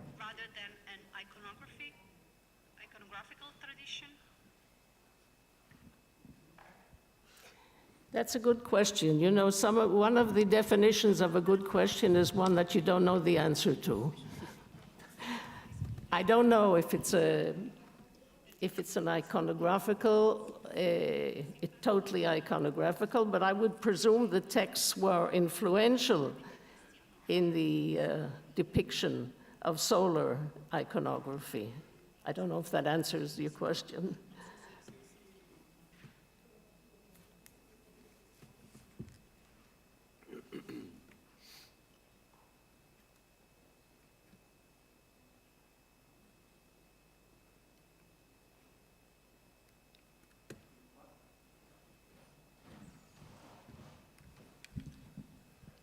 Thank you, Simona, for your lecture. It was very rich and interesting, and lots of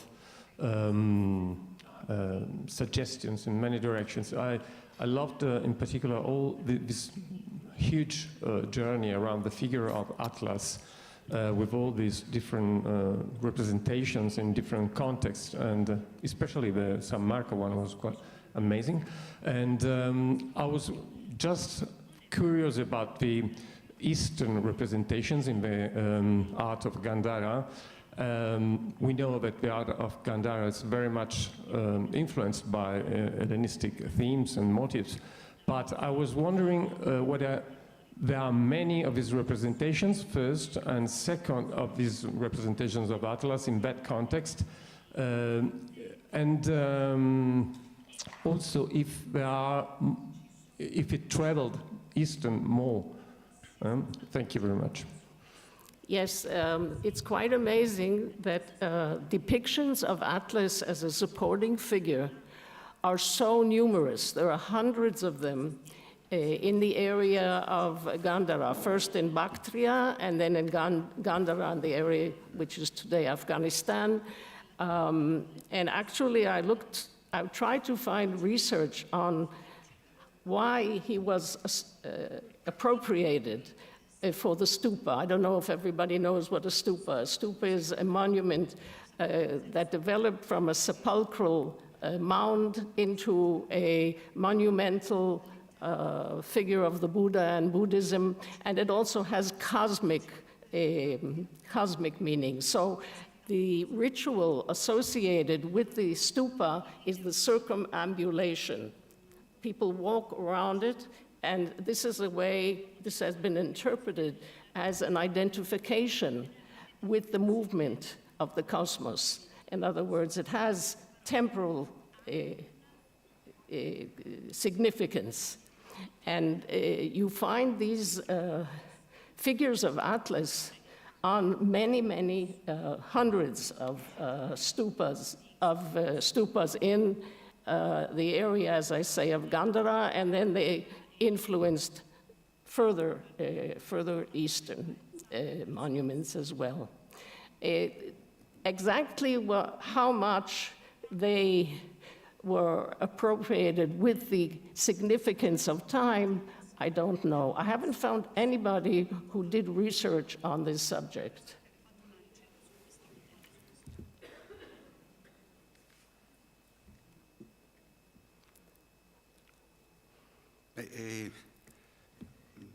Volevo sviluppare un punto, questo punto dell'immagine di Atlante, ed ero rimasto colpito anch'io molto dalla figurazione in San Marco, questo essere che mantiene ancora molti dati naturalistici, fondamentalmente deforme, con il ventre idropico, con la posizione delle gambe sotto il ventre pesante, appunto, questo nanerottolo che mi ricorda altre cose. E devo dire che gli schemi iconografici spesso viaggiano anche molto lontano, e ad un esame iconologico poi rivelano significati che magari possono essere legati anche a cose apparentemente estranee. L'immagine più vicina che io ricordo è quella di Bess, che non sostiene nulla, ma che ha le stesse caratteristiche fisiche e che ha avuto una straordinaria diffusione nel mondo antico, con una penetrazione anche in culture diverse da quella egizia. Basta dire la presenza in ambito punico, dove rimane come simbolo di Annibale, tra l'altro, in Italia. E Bess è un amuleto che ha sicuramente un rapporto con il tempo. E noi abbiamo nell'ambito del Mediterraneo orientale una presenza egizia che è imponente nel vero senso della parola. Ci può essere questo rapporto?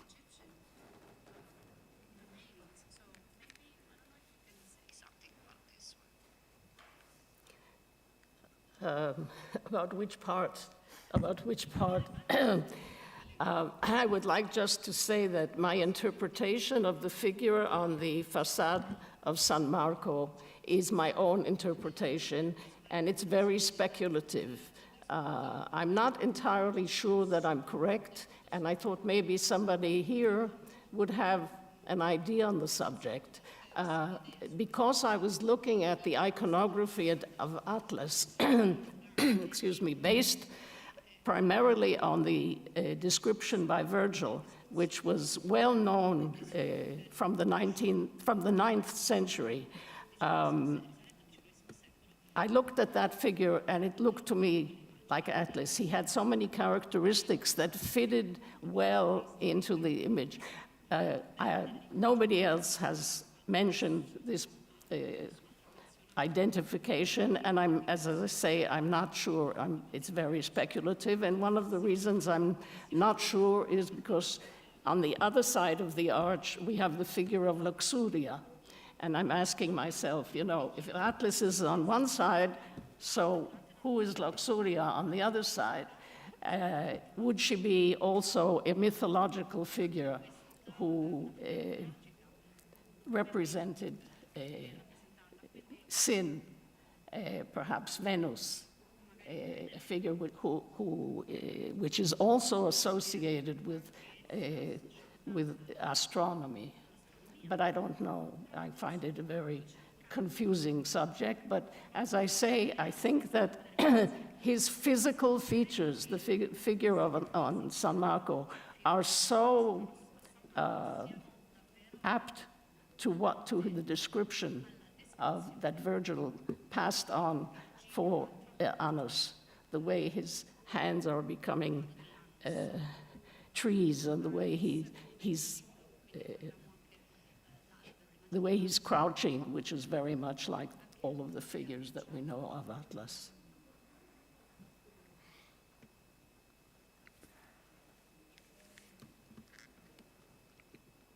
Altre domande? Qualche domanda ancora più difficile, magari.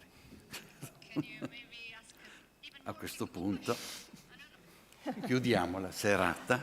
Ringrazio tutti gli intervenuti e i relatori, gli ottimi, splendidi relatori.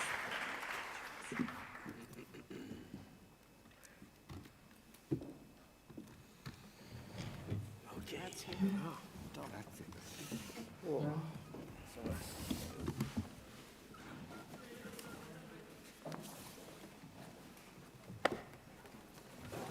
Questo è mio. Grazie, ci vediamo domani. Ci vediamo domani, sì.